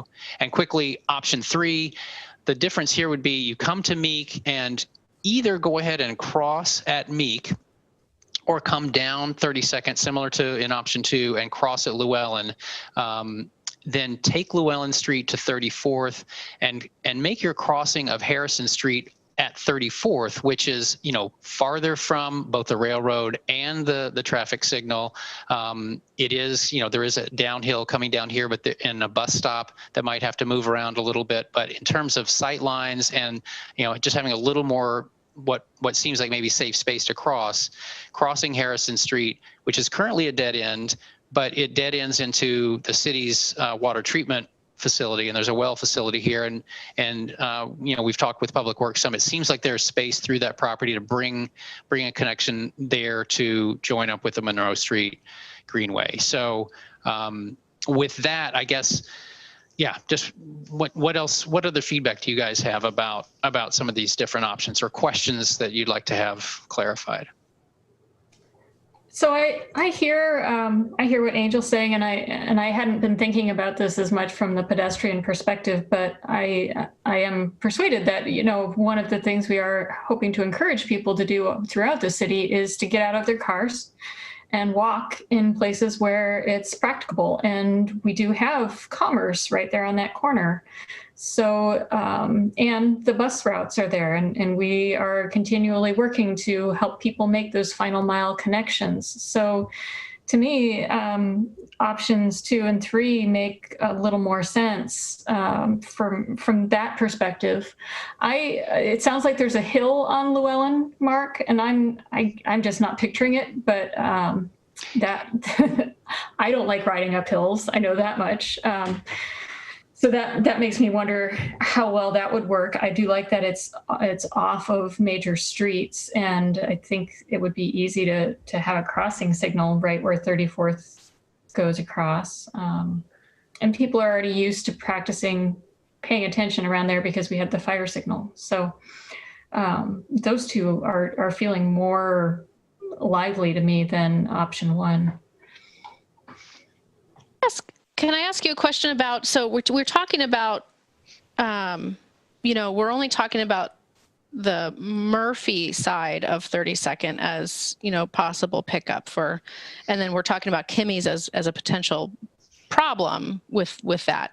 But, on the opposite side of the street, there's huge, there's actually a lot more room on that side. I mean, I know it's a little bit more, there's sort of like there's large setbacks on that side where the ability to acquire for, right of way for infrastructure like this has that not been addressed with the hospital or with the what is the name of that? Harrison Plaza. Harrison Plaza. That's what I thought.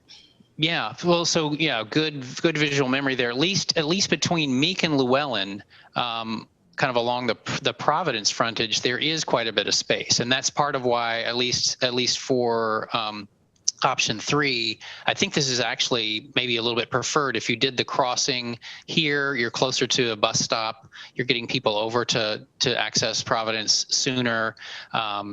And there is space to have kind of a shared, multi-user path on this side. As you get to Llewellyn and go south to Harrison, it does actually start to be more constrained in terms of the right-of-way width, but also how, at least for now, the Harrison Plaza site is developed. I mean, this is kind of showing a representation of this is the building, and then the rest of this is parking.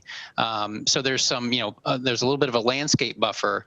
I think that is something that I think we'll want to explain or outline more clearly in this first draft is what is the actual constraint there? Because my understanding is that right now, if you wanted to try to extend a wider kind of shared sidewalk type facility on this side, you would probably be impacting the current parking arrangement there. Now, again, it's only parking, right? It's kind of an open space, but that would have some impact on the existing layout of that little shopping center. So something maybe to look at. For sure. It's just it's less constricted than Kimmy's, and we're not talking about bulldozing houses. Okay. Which is 3 parking spaces as well. It's kind of 6 of one, half a dozen. And you have the problem of then getting people diagonally across Harrison, right? Because you're now eventually going to want them on the, what would that be? The west side of 32nd. at some point you need to cross 32nd to get kind of lined up with 29th. But if you're saying Angel, no. I mean at the light, public safety building, at the light, somewhere between the public safety building and Oak Street, you ideally want to get people to the east side of, or the west side of 32nd / Railroad. Well, if you're gonna, well, right. If you're trying to just go ahead and get lined up to be on the west side, if Angel's asking if why couldn't we look at bringing a route down here and kind of being on the west side, and then I think that would involve looking at what kind of spaces there are. Sorry, on the east side of the street to kind of, because right now there is no real crosswalk here, right? This is closed. You can't cross here. If you're walking across Harrison here, you have to go on the east side of the light. So I'll say that's a fair question, I guess. It's to look at or be able to articulate or talk more about what would be involved with bringing some kind of a safe greenway type, whether it's path or whatever it is, staying on the east side of 32nd, maybe making your crossing up farther from the intersection where there's less conflict.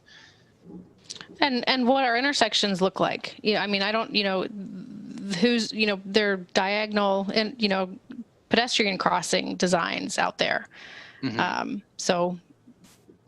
Okay. Well, that's helpful. I mean, again, maybe I didn't articulate this well enough earlier. And part of what we're wanting to get, I think, right now from your feedback, the same as we did with the Planning Commission when we talked with them last week, is some initial reactions, responses, questions about why not this? Why are you looking at that?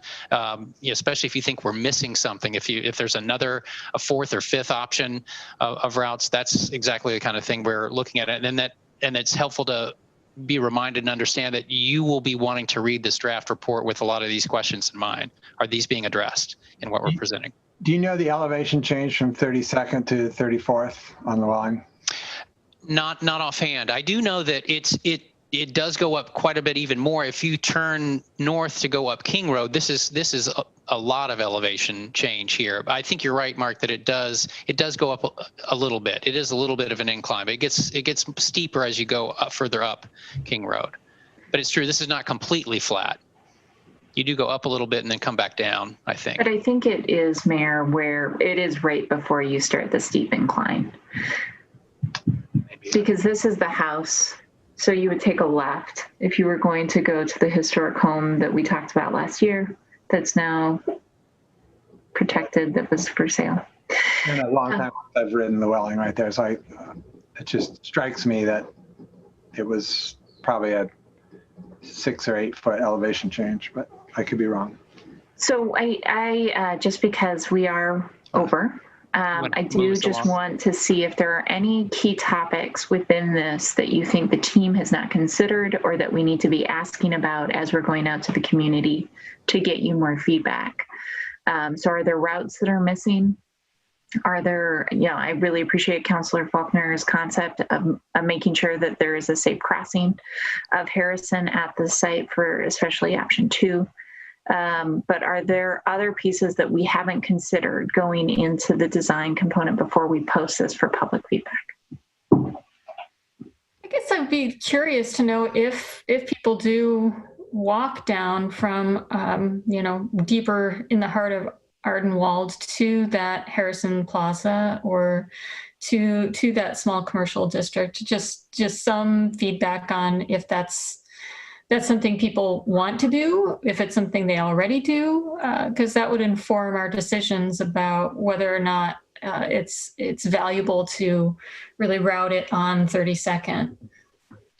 Well, yeah, I mean, I'm curious about that too, but I can just tell you as someone who uses the 75 a lot, it's a busy bus line, and someone who lives in the neighborhood and does ride and bike to that shopping plaza, and that, yes, I mean, absolutely, we're using 32nd, and it's not just because we're using 32nd because it's the natural way, it's the natural flow, it's where you're going to use those commercial spaces.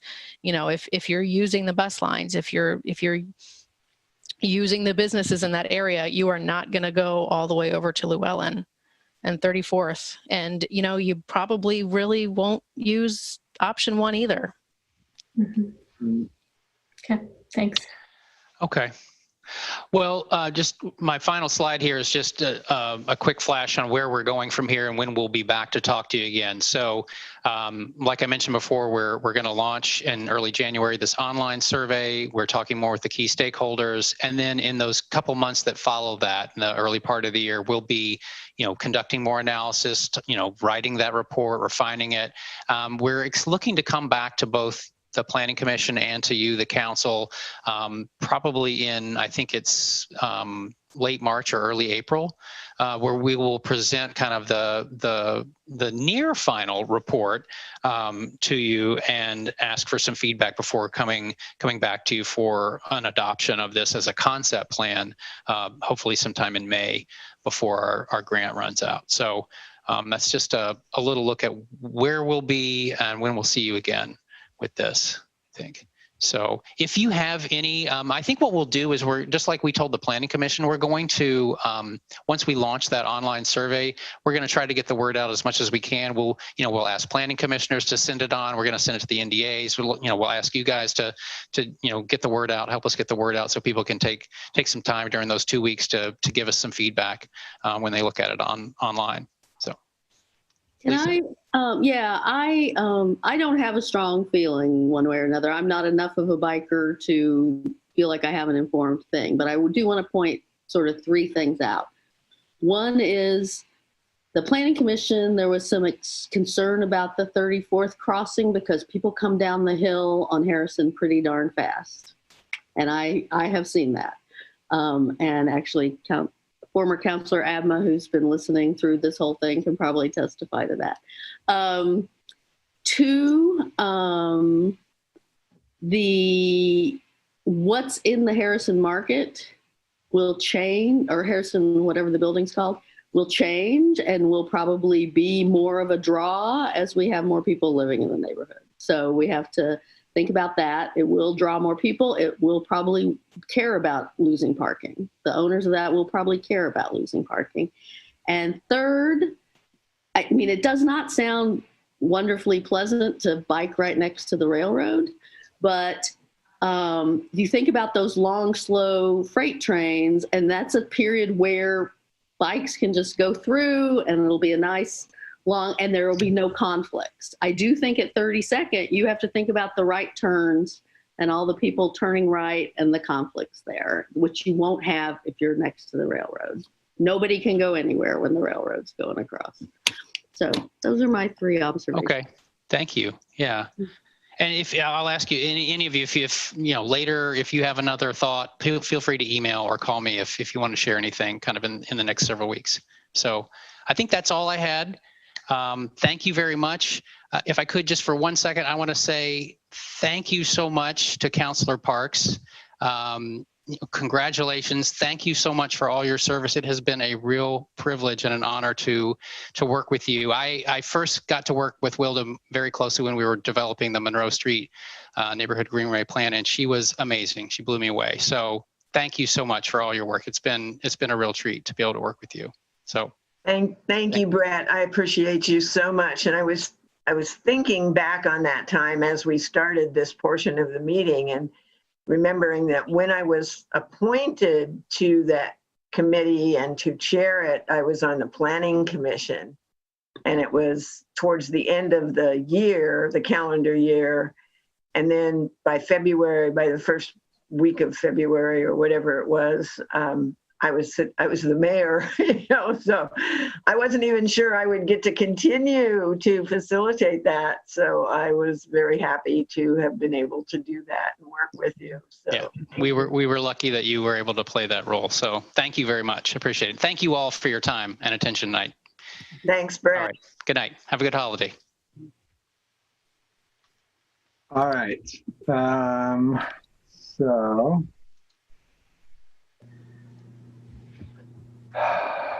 Do we have any council reports?